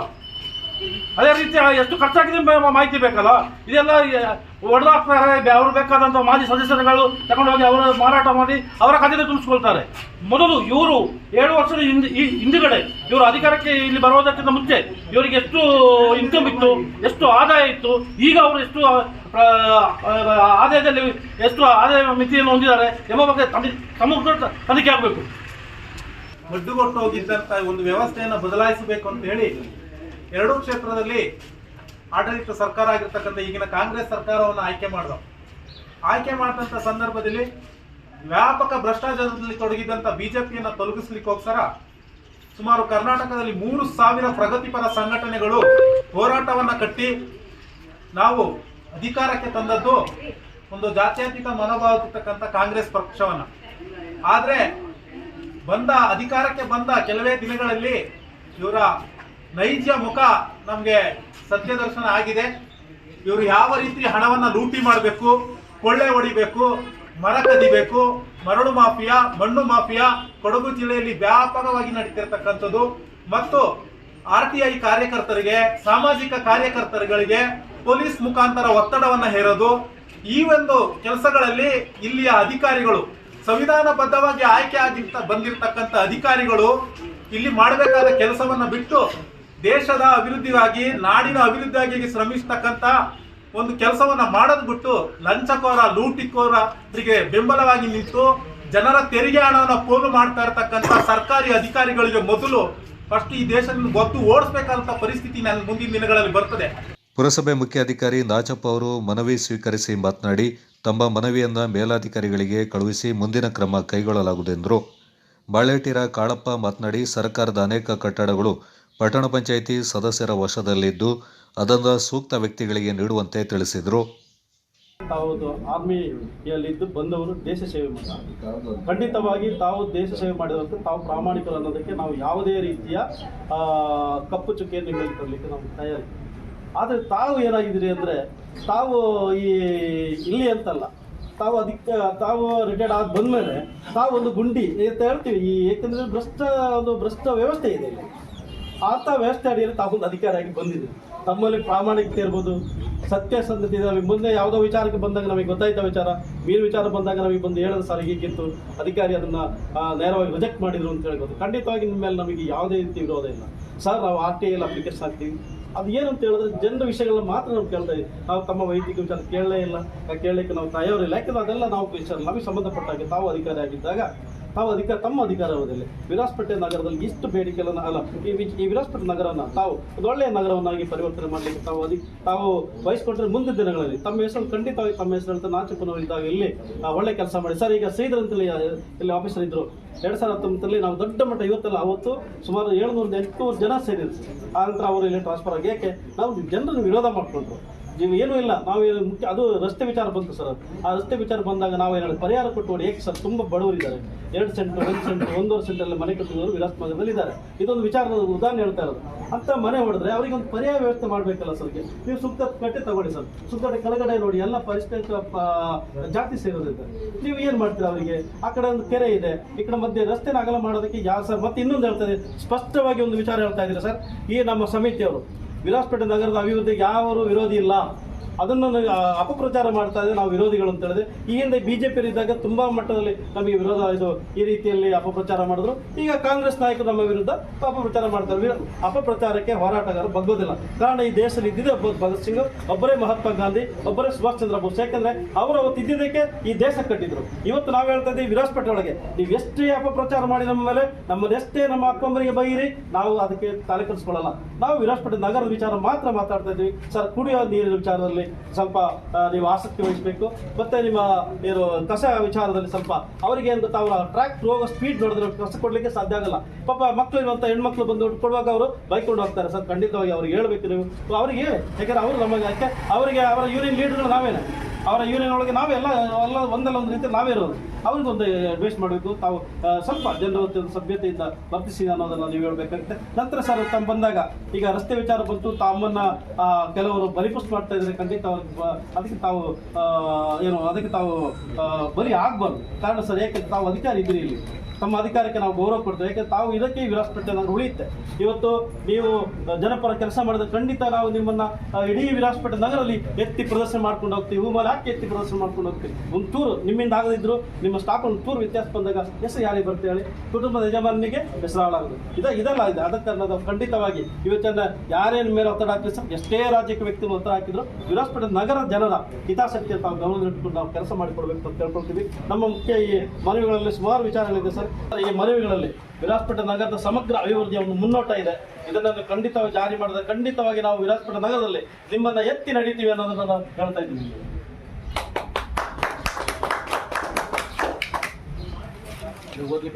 ಸಮಿತಿ ಮತ್ತು ಸಾರ್ವಜನಿಕರ ಕಾರ್ಯಕರ್ತರ ಒಕ್ಕೂಟ ಸಂಯುಕ್ತ ಹೋರಾಟ ಸಮಿತಿ ವತಿಯಿಂದ ಈ ದಿನ ಏನು ಅವರು ಅಪೊತ್ತಾಯದ ಮಂಡನೆಯನ್ನು ಸಲ್ಲಿಸಿದ್ದಾರೆ.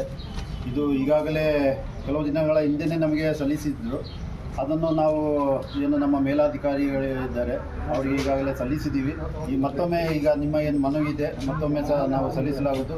ಈ ಕಾನೂನು ಪ್ರಕಾರ ರೀತಿಯ ಯಾವ ರೀತಿ ಮಾಡಬೇಕು ಅದನ್ನು ನಾವು ಯಾವ ರೀತಿ ನಮಗೆ ಆದೇಶ ಬರುತ್ತೆ ಆ ರೀತಿ ನಾವು ಕಾನೂನು ರೀತಿ ಕ್ರಮ ಕೈಗೊಳ್ತೀವಿ ಸರ್. ಇನ್ನೊಂದು ಸಭೆ ವ್ಯಾಪ್ತಿಯಲ್ಲಿ ನಮ್ಮ ವ್ಯಾಪ್ತಿಯಲ್ಲಿ ಏನು ಕ್ರಮ ಕೊಳ್ಳಬೇಕು ಅದು ನಾನು ಮಾಡ್ತೀನಿ ಸರ್. ಇನ್ನೊಂದು ವಿಚಾರ ಸರ್ ನಿಮ್ಮ ಹತ್ರ ಸರ್, ಈಗ ನಮ್ಮ ಶಾಸಕರು ಭಾಳಷ್ಟು ಅನುದಾನ ತರ್ತಾ ಇದ್ದಾರೆ. ಅದರಲ್ಲಿ ಬಂದ ಹಣವನ್ನು ಸಂಪೂರ್ಣ 100 ರೂಪಾಯಿ ತಂದರೆ ಆ 100 ರೂಪಾಯಿಯನ್ನು ನೀವು ಆ ಕೆಲಸ ಕಾಮಗಾರಿಗಳನ್ನೇ ಯೂಸ್ ಮಾಡಬೇಕು. ಯಾಕೆಂದರೆ ಈಗ ಇಲ್ಲಿ ಚೂರು ಆ ದುಡ್ಡು ಚೂರು ಹೆಚ್ಚು ಕಮ್ಮಿ ಆದರೆ ಹೆಸರು ಯಾರದ್ದು ಹಾಳಾಗುತ್ತೆ. ಕೊಡಗು ಜಿಲ್ಲೆಯ ಸಾರ್ವಜನಿಕರ ಅನುಕೂಲಕ್ಕಾಗಿ ಸಂಸದ ಯದುವೀರ್ ಒಡೆಯರ್ ಅವರ ಪ್ರಯತ್ನದಿಂದ ಕೇಂದ್ರ ವಿದೇಶಾಂಗ ಸಚಿವಾಲಯ ಸಹಕಾರದಲ್ಲಿ ಪಾಸ್ಪೋರ್ಟ್ ಮೇಳಕ್ಕೆ ಬುಧವಾರ ಚಾಲನೆ ದೊರೆಯಿತು. ಸಂಸದ ಯದುವೀರ್ ಕೃಷ್ಣದತ್ತ ಚಾಮರಾಜ ಒಡೆಯರ್ ಅವರು ಪಾಸ್ಪೋರ್ಟ್ ಮೇಳಕ್ಕೆ ಚಾಲನೆಯನ್ನ ನೀಡಿದರು. ಕೊಡಗು ಜಿಲ್ಲೆಯ ಜನರು ಪಾಸ್ಪೋರ್ಟ್ಗಾಗಿ ದೂರದ ಊರಿಗೆ ಹೋಗ್ತಾ ಇದ್ರು. ಆ ನಿಟ್ಟಿನಲ್ಲಿ ವಿದೇಶಾಂಗ ಸಚಿವಾಲಯಕ್ಕೆ ಮನವಿ ಮಾಡಿಕೊಂಡ ಹಿನ್ನೆಲೆ ಬೆಂಗಳೂರಿನ ಪ್ರಾದೇಶಿಕ ಪಾಸ್ಪೋರ್ಟ್ ಕಚೇರಿಯವರು 3 ದಿನಗಳ ಕಾಲ ಪಾಸ್ಪೋರ್ಟ್ ಮೇಳ ಹಮ್ಮಿಕೊಂಡಿದ್ದು ಈಗಾಗಲೇ ನೋಂದಣಿ ಮಾಡಿರುವವರು ಇದರ ಪ್ರಯೋಜನವನ್ನು ಪಡೆಯುವಂತೆ ಕೋರಿದರು.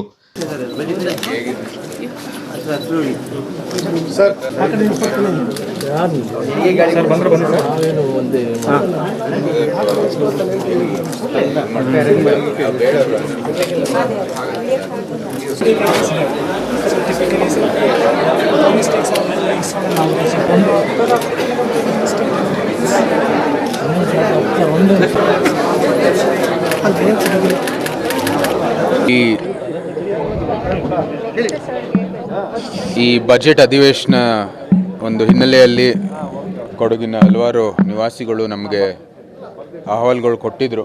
ಇಲ್ಲಿ ಪಾಸ್ಪೋರ್ಟು ಒಂದು ಸೇವಾ ಕೇಂದ್ರ ಬೇಕು ಅಂತ ಕೊಡಗಿನಲ್ಲೇ. ಆದರೆ ಜನಸಂಖ್ಯೆ ಆಧಾರ ಮೇಲೆ ಮತ್ತು ಒಂದು ಎಕ್ಸ್ಟರ್ನಲ್ ಅಫೇರ್ಸ್ ಏನು ಮಿನಿಸ್ಟ್ರಿ ಇದೆ ಅದರ ಒಂದು ಇರುವಂಥದ್ದು ಏನು ಒಂದು ಮೂಲಸೌಕರ್ಯ ಅದರ ಆಧಾರದ ಮೇಲೆ ಇಲ್ಲಿ ಕೊಡಗುಗೆ ನಿರ್ದಿಷ್ಟವಾಗಿ ಕೊಡುವಂಥದ್ದು ಒಂದು ಕೊಡಗಿಂದನೇ ಒಂದು ಅರ್ಹತೆ ಇರಲಿಲ್ಲ. ಅದಕ್ಕಾಗಿ ಈ ಮೊಬೈಲ್ ಸೇವಾ ವ್ಯಾನು ಪ್ರತಿ ಒಂದು 6 ತಿಂಗಳು ಮಾಡ್ತೀವಿ ಅಂತ ಅವರು ಒಂದು ನಿರ್ಧಾರ ತಗೊಂಡಿದ್ದಾರೆ. ಅದಕ್ಕಾಗಿ ನಾವು ಕೂಡ ಅಲ್ಲಿ ಕೇಂದ್ರದಲ್ಲಿ ಎಲ್ಲ ಸಂಪರ್ಕ ಮಾಡಿ ಅಲ್ಲಿ ಸೂಕ್ತವಾದಂಥ ಏನು ಸೆಕ್ರೆಟ್ರಿ ಇದ್ದಾರೆ ಈ ಒಂದು ವಿಚಾರ ಏನು ನೋಡ್ಕೊಳ್ಳೋರು ಪಾಸ್ಪೋರ್ಟು ಅಂತ ಅವ್ರಿಗೆ ಭೇಟಿಯಾಗಿ ಅವ್ರಿಗೆ ಮನವಿ ಸಲ್ಲಿಸಿದ ನಂತರ ಇಲ್ಲ ಈ ಮೊಬೈಲ್ ಸೇವಾ ವ್ಯಾನು ಮೊಬೈಲ್ ಪಾಸ್ಪೋರ್ಟ್ ವ್ಯಾನನ್ನು ನಾವು ಕಳಿಸ್ತೀವಿ ಅಂತ ಹೇಳಿ ಅವರು ಇವತ್ತು ಅದು ಮಡಿಕೇರಿಯಲ್ಲಿ ಇಲ್ಲಿ ಗಾಂಧಿ ಭವನದಲ್ಲಿ ಆ ಒಂದು ವ್ಯವಸ್ಥೆಯನ್ನು ಕಳಿಸಿದ್ದಾರೆ. ಪ್ರತಿ 6 ತಿಂಗಳೂ ಕೂಡ ಮಾಡ್ತಾರೆ. ಹೆಚ್ಚು ಒಂದು ಪಬ್ಲಿಸಿಟಿ ಬೇಕಾಗಿದೆ. ಇದಕ್ಕೆ ಸುಮಾರು 120 ಅಪ್ಲಿಕೇಶನ್ಗಳು ಅರ್ಜಿಗಳು ಬಂದಿರತಕ್ಕಂಥದ್ದು. ಅದೇ 3 ದಿನ ಆಗುತ್ತೆ ಪ್ರೋಸೆಸ್ ಆಗೋಕ್ಕೆ ಇಲ್ಲಿ ಸಂಪೂರ್ಣವಾಗಿ. ಇದು ಮೊಬೈಲ್ ವ್ಯಾನ್ ಬಂದರೂ ಕೂಡ ಅಪಾಯಿಂಟ್ಮೆಂಟೇ ತೊಗೊಂಡು ಬರಬೇಕು ಇಲ್ಲಿಗೆ. ಸೊ ಅದಕ್ಕೆ ಹಿಂದೆಯಲ್ಲಿ ನಾವೊಂದು ಒಳ್ಳೆ ಇದು ಪಬ್ಲಿಸಿಟಿ ಮಾಡಿ ಪುನಃ ಕರೆಯುವಂಥದ್ದು ಕೆಲಸ ಆಗುತ್ತೆ. ಇದು ಪದೇ ಪದೇ ಅಂದರೆ ಮಾಡುವಂಥದ್ದು ಆಗ್ತಾಯಿದೆ. ಯಾಕೆಂದರೆ ಎಲ್ಲರಿಗೂ ಕೂಡ ಪಾಸ್ಪೋರ್ಟಿನ ಅವಶ್ಯಕತೆ ಇವಾಗ ಇದೆ. ಎಲ್ಲರೂ ಜಾಸ್ತಿ ಪ್ರವಾಸವನ್ನು ಮಾಡ್ತಾ ಇದ್ದಾರೆ. ಮತ್ತು ಆ ಪಾಸ್ಪೋರ್ಟ್ ಜೊತೆಗೂ ಕೂಡ ನಿಮ್ಮ ಎಲ್ಲ ಹಕ್ಕುಗಳು ಏನಿದ್ದಾವೆ ಮತ್ತು ನಿಮ್ಮ ಐಡೆಂಟಿಟಿನೂ ಕೂಡ ಒಂದು ದಾಖಲೆ ಆಗುವಂಥದ್ದು ಎಲ್ಲರಿಗೂ ತಿಳಿದಿರುವಂಥದ್ದು ಸಂಗತಿ. ಸೊ ಇದು ಒಂದು ಒಳ್ಳೆಯ ಬೆಳವಣಿಗೆ. ಇನ್ನೂ ಇದು ದೊಡ್ಡ ಮಟ್ಟದಲ್ಲಿ ಪ್ರಚಾರ ಮಾಡೋ ಮೂಲಕ ಕೊಡಗಿನ ಪ್ರತಿಯೊಬ್ಬ ನಿವಾಸಿಗಳಿಗೂ ಕೂಡ ಈ ಒಂದು ಪಾಸ್ಪೋರ್ಟ್ ಕೊಡುವಂಥದ್ದು ಕೆಲಸ ಆಗಲಿ ಅಂತ. ಹೊಸದಾಗಿ ಇಲ್ಲೇ ಬಂದು ಮಾಡ್ಬೋದು. ಇದು ಒಂದು ಪಾಸ್ಪೋರ್ಟು ಏನು ಸೇವಾ ಕೇಂದ್ರ ಇದೆ ಅದೇ ಅಂತೆ, ಅದೇನು ವ್ಯತ್ಯಾಸ ಇಲ್ಲ. ಬರೀ ಇದು ಮೊಬೈಲ್ ವ್ಯಾನು. ಇಲ್ಲಿ ಬಂದು ನಿಮ್ಮ ಅರ್ಜಿ ಅಲ್ಲಿ ಯಾವ ರೀತಿ ನೀವು ಬಂದು ಪ್ರೋಸೆಸ್ ಮಾಡ್ಬೋದು, ಇಲ್ಲೇ ಬಂದು ಮಾಡ್ಬೋದು. ಇಲ್ಲ, ಇಲ್ಲಿಗೆ ಬಂದು ನೀವು ಅದು ಹೇಗೆ ತೊಗೋಬೋದು ಅಂತಲೂ ಹೇಳ್ಬಿಟ್ಟು ನೀವು ಮಾಡ್ಬೋದು, ಏನು ಸಮಸ್ಯೆ ಇಲ್ಲ. ಈ ಸತಿ ಅದು ಏನು 120 ಅಪ್ಲಿಕೇಶನ್ಗಳು ಬಂದಿದೆ. ಅದೇ 3 ದಿನ ಆಗುತ್ತೆ ಪ್ರೋಸೆಸ್ ಆಗೋದಕ್ಕೆ. ಸೊ ಅದಕ್ಕೆ ಒಂದು ಕ್ಲೋಸ್ ಮಾಡ್ತಾರೆ, ಆದರೆ ಬರ್ತಾ ಇರ್ತಾರೆ. ಪ್ರತಿ ಕ್ವಾರ್ಟರು ಬರ್ಬೋದು ಅಂತ ಹೇಳಿದ್ದಾರೆ. ಅದು ಫಸ್ಟು ಒಂದು ವೇವು ಜಾಸ್ತಿ ಇರೋದ್ರಿಂದ ಅದು ಪ್ರತಿ ಒಂದು ಕ್ವಾರ್ಟರ್ ಬಂದು ಮುಗಿಸ್ಲಿ. ಅದಾದ ನಂತರ ಪ್ರತಿ 6 ತಿಂಗಳು ಬಂದು ಹೋಗ್ತಾರೆ. ಸರಿ, ಹಿಂದೆ ಅಂಚೆ ಕಚೇರಿಗಳಲ್ಲಿ ಮೊದಲು ಇತ್ತು ಸೇವಾ ಕೇಂದ್ರ. ಇಲ್ಲ, ಇನ್ನೂ ಅಂಚೆ ಕಚೇರಿಯಲ್ಲೇ ಇರುವಂಥದ್ದು. ಆದರೆ ಅದು ಒಂದು ಸ್ವಲ್ಪ ವಿಳಂಬ ಆಗುತ್ತೆ. ಯಾಕಂದರೆ ಇಲ್ಲಿ ಒಂದು ಅಪ್ಲಿಕೇಶನ್ ತೊಗೊಂಡಿದ್ದ ನಂತರ ಅದು ಮಂಗಳೂರಿಗೆ ಹೋಗಬೇಕು ಅಥವಾ ಬೆಂಗಳೂರಿಗೆ ಹೋಗಬೇಕು. ಅದೆಲ್ಲ ಪ್ರಕ್ರಿಯೆ ಮುಗಿದಿದ್ದಾದ ನಂತರ ಭಾಳನೇ ಟೈಮ್ ಆಗುತ್ತೆ. ಸೊ ಇದರಿಂದ ಆದಷ್ಟು ಶೀಘ್ರದಲ್ಲಿ ಪ್ರೋಸೆಸ್ ಆಗುತ್ತೆ. ಮತ್ತು ನೇರವಾಗಿ ಅವರು ಎಲ್ಲ ಏನು ಪೊಲೀಸಿನ ಕೆಲವು ವೆರಿಫಿಕೇಷನು ಇತ್ಯಾದಿ ಎಲ್ಲ ಇಲ್ಲಿಂದಾನೇ ಅವರು ಏನು ನಿರ್ದೇಶನ ಕೊಡ್ತಾರೆ. ಅದಾಗಿದ್ದ ಕೂಡಲೇ ಇವರು 1-2 ವಾರದಲ್ಲೇ ಅದೆಲ್ಲ ಪ್ರೊಸೆಸಿಂಗ್ ಆಗುತ್ತೆ. 6 ತಿಂಗಳು ತುಂಬ ಲೇಟ್ ಆಗಲ್ಲ. 3 ದಿನಕ್ಕೆ 150 ಜನ ಬುಕ್ ಆಗಿಬಿಡ್ತಾರೆ. ಇಲ್ಲ, ಅದಕ್ಕೆ ಪ್ರತಿ ಕ್ವಾರ್ಟರ್ ಕೊಡೋಣ ಅಂತ ಈ ಫಸ್ಟ್ ವೇವಲ್ಲಿ. ಯಾಕಂದರೆ ಜಾಸ್ತಿ ಜನ ಇರ್ತಾರೆ ಅಂತ ನಾವು ಪ್ರತಿ ಕ್ವಾರ್ಟರ್ಗೆ ಕೊಡಲಿ ಈ ವರ್ಷ. ಅದಾಗಿದ್ದ ನಂತರ ನೋಡೋಣ ಎಷ್ಟು ಬೇಡಿಕೆಗಳು ಬರ್ತವೆ. ಅದರ ಒಂದು ಮಾನದಂಡದ ಮೇಲೆ ಇಲ್ಲಿ ಮೊಬೈಲ್ ಸೇವಾ ವ್ಯಾನ್ ಬರಲಿ. ಡಿಸ್ಟ್ರಿಕ್ಟ್ ಹೆಡ್ ಕ್ವಾರ್ಟರ್ಸಲ್ಲಿ ಮಾತ್ರ ವ್ಯಾನ್ ಇರುತ್ತೆ, ಇಲ್ಲ ನೆಕ್ಸ್ಟ್ ಬೇರೆ ಬೇರೆ ಊರುಗಳಿಗೂ? ಇಲ್ಲ, ಸಾಧ್ಯತೆ ಇದೆ. ನೀವು ಹೇಳಿದ್ರೆ ಈಗ ವಿರಾಜಪೇಟೆಗೆ ಹೋಗ್ಬೋದು ಅಂದರೆ ಒಂದು ತಾಲೂಕು ಹೆಡ್ ಕ್ವಾರ್ಟರ್ಸು ಅಥವಾ ಒಂದು ಡಿಸ್ಟ್ರಿಕ್ಟ್ ಹೆಡ್ ಕ್ವಾರ್ಟರ್ಸ್ಗೆ ಹೋಗಬೇಕಾಗಿದೆ. ಅದೇ ಅನುಕೂಲ ಆಗೋದು. ಯಾಕಂದರೆ ಇಲ್ಲಿ ಇಂಟರ್ನೆಟ್ಟು ಮತ್ತು ಬೇರೆ ಬೇರೆ ಅಧಿಕಾರಿಗಳದ್ದು ಎಲ್ಲರದ್ದು ಸಹಾಯ ಬೇಕಾಗಿರ್ತಕ್ಕಂಥದ್ದು. ಸೊ ಅದಕ್ಕಾಗಿ ಒಂದು ತಾಲೂಕು ಹೆಡ್ ಕ್ವಾರ್ಟರ್ಸು ಬಹುಶಃ ಹೋಗ್ಬೋದು. ಅದನ್ನ ಅವ್ರು ಕೇಳಬೇಕಾಗಿದೆ ಅಷ್ಟೇ. ಸರ್, ಈಗ ರಿಜಿಸ್ಟರ್ ಓಪನ್ ಆಗಿ 10 ನಿಮಿಷದಲ್ಲೇ 150 ಅರ್ಜಿ ಆಗಿತ್ತು. ಹಾಗಾಗಿ ವ್ಯಾನ್ಗಳ ಸಂಖ್ಯೆನೂ ಹೆಚ್ಚು ಮಾಡಲೇಬೇಕಾಗ್ತದೆ. ಅದು ಮನವಿಯನ್ನು ಮಾಡೋಣ ಕೇಂದ್ರಕ್ಕೆ. ನಗರಸಭೆ ಅಧ್ಯಕ್ಷರಾದ ಪಿ ಕಲಾವತಿ, ಹೆಚ್ಚುವರಿ ಜಿಲ್ಲಾಧಿಕಾರಿ ಆರ್ ಐಶ್ವರ್ಯ, ಉಪವಿಭಾಗಾಧಿಕಾರಿ ನಿತಿನ್ ಚಕ್ಕಿ, ನಗರಸಭೆ ಸದಸ್ಯರು, ಪಾಸ್ಪೋರ್ಟ್ ಮೇಳದ ಅಧಿಕಾರಿಗಳು ಈ ಸಂದರ್ಭ ಹಾಜರಿದ್ದರು. ಕಳೆದ ಫೆಬ್ರವರಿ ತಿಂಗಳಲ್ಲಿ ವಿದೇಶಾಂಗ ಸಚಿವಾಲಯದ ಕಾರ್ಯದರ್ಶಿಗಳಿಗೆ ಪತ್ರ ಬರೆದಿದ್ದ ಯದುವೀರ್ ಒಡೆಯರ್ ಅವರು ಕೊಡಗು ಜಿಲ್ಲೆಯಲ್ಲಿ ಪಾಸ್ಪೋರ್ಟ್ ಮೇಳ ಆಯೋಜಿಸುವಂತೆ ಮನವಿ ಮಾಡಿಕೊಂಡಿದ್ದರು. ವಿದೇಶಾಂಗ ಸಚಿವಾಲಯದ ಕಾರ್ಯದರ್ಶಿಗಳಾದ ಪ್ರಿಯಾ ರಂಗನಾಥನ್ ಅವರನ್ನು ಭೇಟಿ ಮಾಡಿ ಕೊಡಗು ಜಿಲ್ಲೆಯಲ್ಲಿ ಪಾಸ್ಪೋರ್ಟ್ ಮೇಳ ಆಯೋಜಿಸಲು ಮನವಿಯನ್ನು ಸಲ್ಲಿಸಿದೆ ಎಂದು ತಿಳಿಸಿದರು. ಮಡಿಕೇರಿ ನಗರದ ಕನ್ನಂಡಬಾಣೆ ನಿವಾಸಿಗಳು ಮಡಿಕೇರಿ ವಿಧಾನಸಭಾ ಕ್ಷೇತ್ರದ ಶಾಸಕರಾದ ಡಾಕ್ಟರ್ ಮಂತ್ರಗೌಡ ಅವರನ್ನು ಭೇಟಿ ಮಾಡಿ ತಡೆಗೋಡೆ ನಿರ್ಮಿಸುವಂತೆ ಕೋರಿಕೆಯನ್ನು ಸಲ್ಲಿಸಿದರು.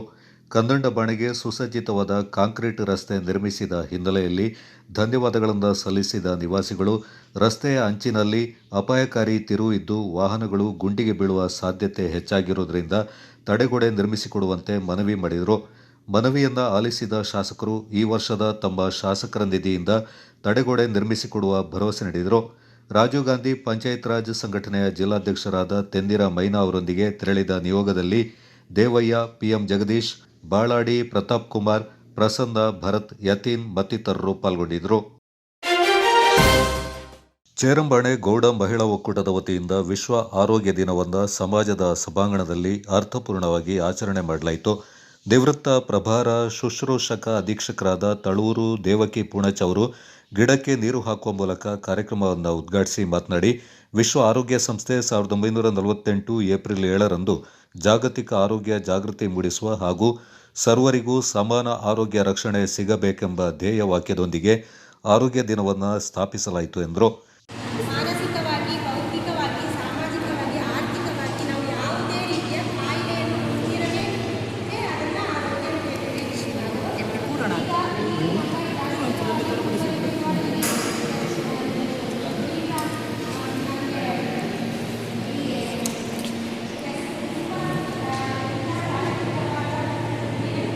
ಒಕ್ಕೂಟದ ಅಧ್ಯಕ್ಷೆ ಕಡ್ಲೇರ ತುಳಸಿ ಮೋಹನ್ ಪ್ರಾಸ್ತಾವಿಕವಾಗಿ ಮಾತನಾಡಿ, ವರ್ಷದ ಪ್ರತಿಯೊಂದು ದಿನವೂ ವಿಶೇಷ ದಿನವಾಗಿದ್ದು ಅದರಲ್ಲೂ ಆರೋಗ್ಯ ದಿನ ಪ್ರತಿಯೊಬ್ಬರಿಗೆ ಬಹಳ ಮುಖ್ಯವಾದ ದಿನವಾಗಿದೆ. ಆರೋಗ್ಯವಿದ್ದರೆ ಮಾತ್ರ ಸರ್ವ ಭಾಗ್ಯಗಳು ಸಿದ್ಧಿಸುತ್ತವೆ. ಆದ್ದರಿಂದ ಆರೋಗ್ಯ ಇಲಾಖೆಯ ಸಂಪನ್ಮೂಲ ವ್ಯಕ್ತಿಗಳಿಂದ ಆರೋಗ್ಯ ಸಲಹೆಯನ್ನು ಪಡೆಯಲು ಈ ಕಾರ್ಯಕ್ರಮವನ್ನು ಹಮ್ಮಿಕೊಳ್ಳಲಾಗಿದೆ ಎಂದರು. ಚೇರಂಬಾಣೆ ಸಮೃದ್ಧಿ ಆಸ್ಪತ್ರೆಯ ಸ್ಥಾಪಕರಾದ ಹೇಮಲತ್ ಅವರು ಮಾತನಾಡಿ, ಜನರು ಕರಿದ ಪದಾರ್ಥಗಳು ಹಾಗೂ ಕುರುಕಲು ತಿಂಡಿಗಳ ಮೊರೆ ಹೋಗಿ ಆದಷ್ಟು ಬೇಗ ಆರೋಗ್ಯವನ್ನು ಹದಗೆಡಿಸಿಕೊಳ್ತಾ ಇದ್ದಾರೆ ಎಂದರು. ಬೆಟಗೇರಿಯ ಪ್ರಾಥಮಿಕ ಆರೋಗ್ಯಾಧಿಕಾರಿ ಕೃತಿಕಾ ರಾಣಿ ವಿಶ್ವ ಆರೋಗ್ಯ ದಿನದ ಬಗ್ಗೆ ಮಾತನಾಡಿ, ರಾಜ್ಯ ಹಾಗೂ ಕೇಂದ್ರ ಸರ್ಕಾರದಿಂದ ಸುರಕ್ಷಿತ ಆರೋಗ್ಯಕ್ಕಾಗಿ ಹಲವಾರು ಯೋಜನೆಗಳನ್ನು ಜಾರಿಗೆ ತಂದಿದ್ದು, ಪ್ರತಿಯೊಬ್ಬರೂ ಅರ್ಹ ಫಲಾನುಭವಿಗಳು ಇದರ ಪ್ರಯೋಜನವನ್ನು ಪಡೆದುಕೊಳ್ಳಬೇಕೆಂದರು. ಆಶಾ ಕಾರ್ಯಕರ್ತೆ ಕೇಚಪ್ಪನ ಗೀತಾ, ನಿವೃತ್ತ ಹಿರಿಯ ಆರೋಗ್ಯ ಸಹಾಯಕಿ ಪಾರೆಮಜಲು ವಿಮಲಾ ತಮ್ಮಯ್ಯ, ಆಶಾ ಕಾರ್ಯಕರ್ತೆಯರಾದ ಜಯಚಿತ್ರ, ಉಷಾ, ಒಕ್ಕೂಟದ ಉಪಾಧ್ಯಕ್ಷರಾದ ಹೊಸಕ್ಲು ಲತಾ ಮಣ್ಣಪ್ಪ, ಕೂರನ ಸುಶೀಲಾ ಅಪ್ಪಾಜಿ, ಕೋಶಾಧಿಕಾರಿ ಕೊಡಪಾಲು ತೀರ್ಥ ಗಣಪತಿ ಸೇರಿದಂತೆ ಒಕ್ಕೂಟದ ಸದಸ್ಯರು ಈ ಸಂದರ್ಭ ಪಾಲ್ಗೊಂಡಿದ್ದರು. Kodagu channel news, Duggala Sadananda, Napoklu.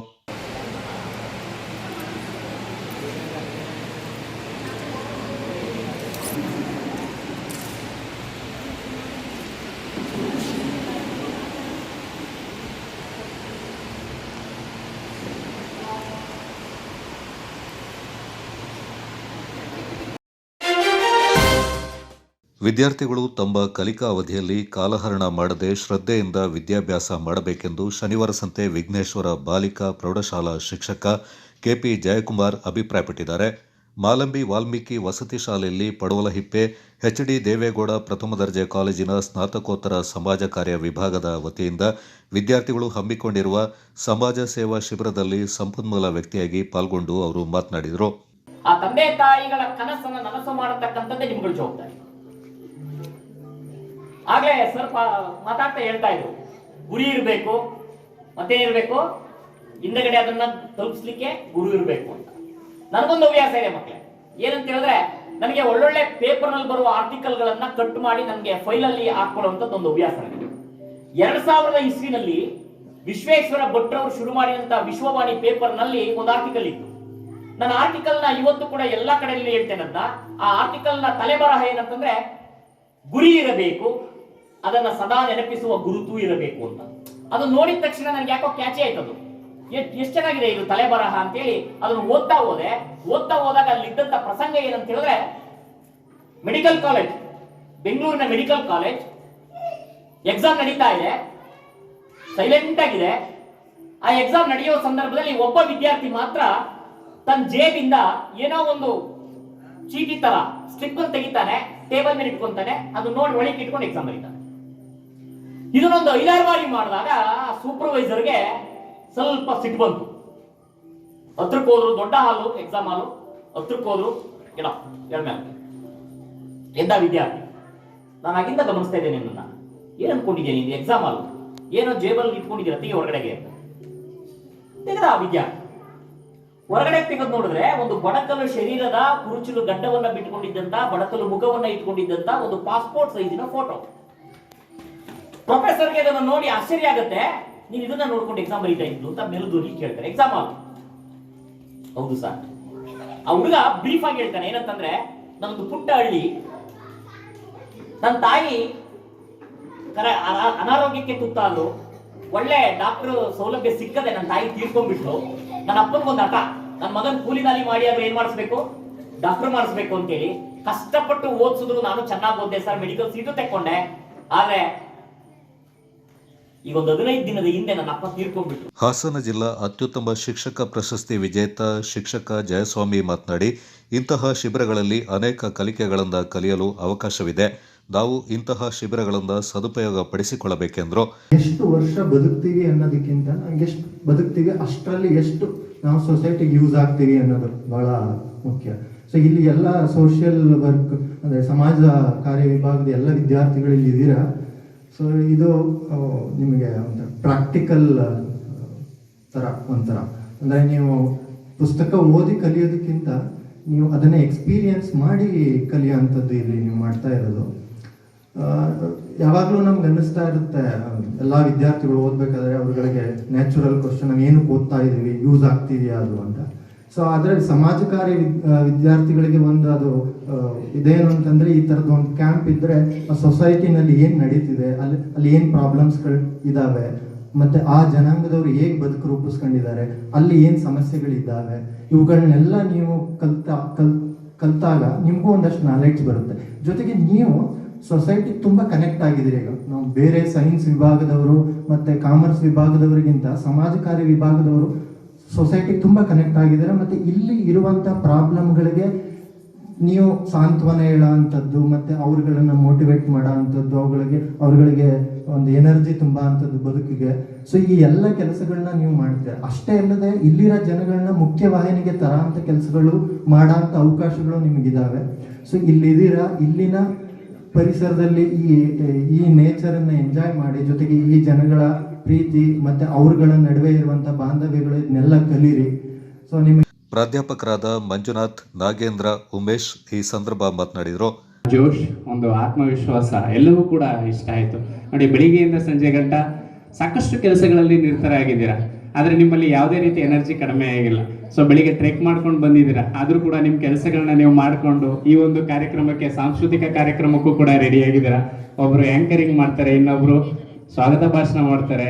So ಎಷ್ಟು ಅದ್ಭುತವಾಗಿ ಈ ಒಂದು ಕಾರ್ಯಕ್ರಮಗಳನ್ನ ನಡೆಸ್ಕೊಡ್ತಿದ್ದೀರಾ. ನೋಡಿ, ಇಲ್ಲಿ ಈ ಒಂದು activity beyond the classroom ಮತ್ತೆ ಬಿಯಾಂಡ್ ದ ಟೆಕ್ಸ್ಟ್ ಬುಕ್.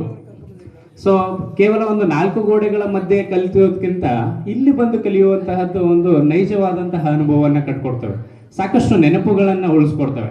ಈ ಒಂದು ಸಂದರ್ಭದಲ್ಲಿ ನೀವು ಸಾಕಷ್ಟು ವಿಚಾರಗಳನ್ನ ತಿಳ್ಕೊತೀರಾ. ಒಬ್ಬನಲ್ಲಿ ನಾಯಕತ್ವದ ಗುಣ ಬರ್ಬೋದು, ಇನ್ನೊಬ್ಬರಲ್ಲಿ ಸೃಜನಶೀಲತೆ ಆಗಿರ್ಬೋದು, ಮತ್ತೊಬ್ಬರಲ್ಲಿ ಶಿಸ್ತು, ಸಂಯಮ, ಒಂದು ನೈತಿಕತೆ, ನಾವು ಒಗ್ಗಟ್ಟಿಂದ ಕೆಲಸ ಮಾಡಿದ್ರೆ ಏನೇನೆಲ್ಲ ಸಾಧಿಸ್ಬೋದು ಅನ್ನುವಂತಹ ವಿಚಾರಗಳು ನಿಮಗೆ ತಿಳಿದು ಹೋಗ್ತಕ್ಕಂಥದ್ದು.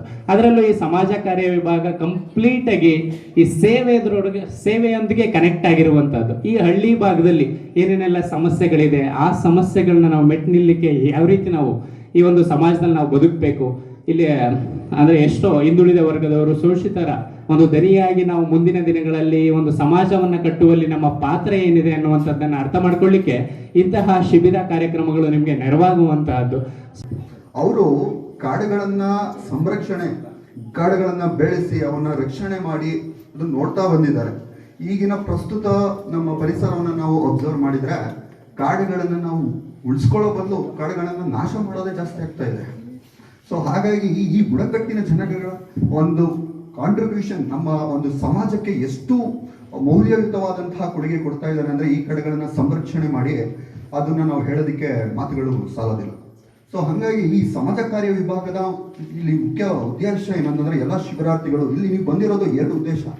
ಒಂದು, ನೀವು ನಿಮ್ಮಲ್ಲಿ ಏನು ಜ್ಞಾನ ಇದೆ, ಒಂದು ಕೌಶಲ್ಯ ಇದೆ, ಅದನ್ನ ನೀವು ಇಲ್ಲಿನ ಜನರೊಂದಿಗೆ, ಇಲ್ಲಿನ ಮಕ್ಕಳೊಂದಿಗೆ ನೀವು ಅದನ್ನ ಹಂಚ್ಕೊಳ್ಬೇಕು. ಮತ್ತು ಅವರಲ್ಲಿ ಏನು ಜ್ಞಾನ ಕೌಶಲ್ಯಗಳಿದೆ ಅದನ್ನ ನೀವು ಕಲಿತು ಅದನ್ನ ನೀವು ಸಮಾಜದ ಮುನ್ನೆಲೆಗೆ ತರಬೇಕು ಅನ್ನೋದು ಇಲ್ಲಿಂದ ನಾನು ನಿಮಗೆ ಹೇಳೋದಕ್ಕೆ ಇಷ್ಟಪಡ್ತೀನಿ. ಮಾರ್ಗದರ್ಶಕರಾದಂತಹ ಶ್ರೀಯುತ ಜಯಕುಮಾರ್ ಸರ್ ಅವರು. ಅದ್ರ ಜೊತೆಗೆ ನನಗೆ ಈ ಥರ ಕ್ಯಾಂಪ್ಗಳನ್ನು ಅಟೆಂಡ್ ಮಾಡೋದು ಅಂತಂದಾಗ ತುಂಬ ನನಗೆ ಖುಷಿ ಆಗ್ತಾ ಇರುತ್ತೆ. ನಾನು ಮೊದಲನೇದಾಗಿ 1998ರಲ್ಲಿ ಜಾಬ್ ಆದಾಗ ಮೊದಲನೇ ಸಲ ನಮ್ಮ ಹೊಳೆನರಸೀಪುರ ಡಿಗ್ರಿ ಕಾಲೇಜಿಂದ ಇರ್ಷದ್ ಸರ್ ಮತ್ತೆ ಮರಿಗೌಡರು ಸರ್ ಅಂತ ಹೇಳಿ ನಮಗೆ ಗುರುಗಳಿದ್ರು. ಅವ್ರ ಮುಖಾಂತರ ನಮ್ಮ ಮೊದಲನೇ ಶಾಲೆಗೆ NSS ಕ್ಯಾಂಪ್ ಕರ್ಕೊಂಡು ಹೋದಾಗ ತುಂಬಾ ಯಶಸ್ವಿಯಾಗಿ ಇದ್ದಾಗ ಕರೆಸಿದ್ವಲ್ಲ, ಅದಕ್ಕೆ ಸಂಬಂಧಪಟ್ಟಂಗೆ ಹೇಳ್ತಾ ಇದ್ವಿ. ಹಾಗಾಗಿ ಈಗ ಇಲ್ಲಿದ್ದಂಥ ಎಲ್ಲ MSW ವಿದ್ಯಾರ್ಥಿಗಳು ಗ್ರಾಮೀಣ ಭಾಗದಲ್ಲಿರ್ತಕ್ಕಂಥ ಜನರಿಗೆ ಪ್ರೇರೇಪಣೆಯನ್ನು ನೀಡಿ ಇಲ್ಲಿನ ಒಂದು ಗ್ರಾಮದ ಅರಿವನ್ನು ಅರ್ಥಕೊಂಡು ಮತ್ತೆ ವಿವಿಧ ಗ್ರಾಮಗಳಿಗೆ ಇದನ್ನ ಪ್ರಚಾರ ಮಾಡಿ ಮತ್ತೆ ಈ ಯೋಜನೆ ಯಶಸ್ವಿಯಾಗಲಿ ಅಂತ ಹೇಳಿ ವ್ಯಕ್ತಿಗಳ ನಡುವೆ, ಸಮಾಜದ ನಡುವೆ, ಸಮುದಾಯದ ನಡುವೆ ಯಾವ ರೀತಿ ಬೆರೀಬೇಕು, ಇವತ್ತಿನ ಸಮಾಜ ಯಾವ ಥರ ಇದೆ, ಅದಕ್ಕೆ ಯಾವ ರೀತಿ ಹೊಂದ್ಕೋಬೇಕು ಅಂತ ಅನ್ನೋದನ್ನ ಕಲಿಸ್ಕೊಟ್ಟಿದ್ದು ಶ್ರೀ HD ದೇವೇಗೌಡ ಪ್ರಥಮ ದರ್ಜೆ ಕಾಲೇಜು ಪಡುಲಿಪ್ಪೆ. ಅದರಲ್ಲಿ ಪ್ರಮುಖವಾಗಿ ನಮ್ಮ ಡಿಪಾರ್ಟ್ಮೆಂಟ್ ಏನಿತ್ತು ಪಡುಲಿಪ್ಪೆ ಕಾಲೇಜಿನಲ್ಲೇ ಒಂದು ವಿಭಿನ್ನವಾದಂಥ ಡಿಪಾರ್ಟ್ಮೆಂಟ್. ಯಾಕೆ ಅಂತ ಅಂದರೆ ನಾವೇನೇ ಮಾಡಿದರೂ ಒಂದು ವಿಶೇಷವಾಗಿ ಮಾಡ್ತಾಯಿದ್ವಿ. ನಾವು ಕ್ಯಾಂಪ್ ಮಾಡಿದಂಥದ್ದು ಸಕಲೇಶ್ಪುರ ತಾಲೂಕು ಎತ್ತೂರು ಹೋಬಳಿಯ ವಂಗಡಳ ಗ್ರಾಮದಲ್ಲಿ ಮಾಡಿದ್ವಿ. ಅಲ್ಲಿ ನಿಮಗೆ ಅಟ್ಲೀಸ್ಟ್ ನೆಟ್ವರ್ಕ್ ಆರು ಸಿಗ್ತಾ ಇದೆ, ನಮಗೆ ನೆಟ್ವರ್ಕೇ ಇಲ್ಲ. ನೆಟ್ವರ್ಕ್ ಅಂದರೆ ನಮ್ಮ ಮೊಬೈಲ್ಗಳಿಗೆ ನೆಟ್ವರ್ಕ್ ಇಲ್ಲ. ನಾವು ಅವ್ರು ಮಾತಾಡಬೇಕು ಅಂದರೆ ಒಂದು ಬೆಟ್ಟನ ಕಡಿದು ದಾರಿ ಮಾಡ್ಕೊಂಡು ಹೋಗಿ ಬೆಟ್ಟದ ತುದಿನಲ್ಲಿ ನಾವು ಮನೆಗಳಿಗೆ ಕಾಲ್ ಮಾಡ್ತಿದ್ವಿ. ಅದೊಂಥರ ನಮಗೆ ಒಂದು ಬೇರೆ ಥರ ಅನುಭವ.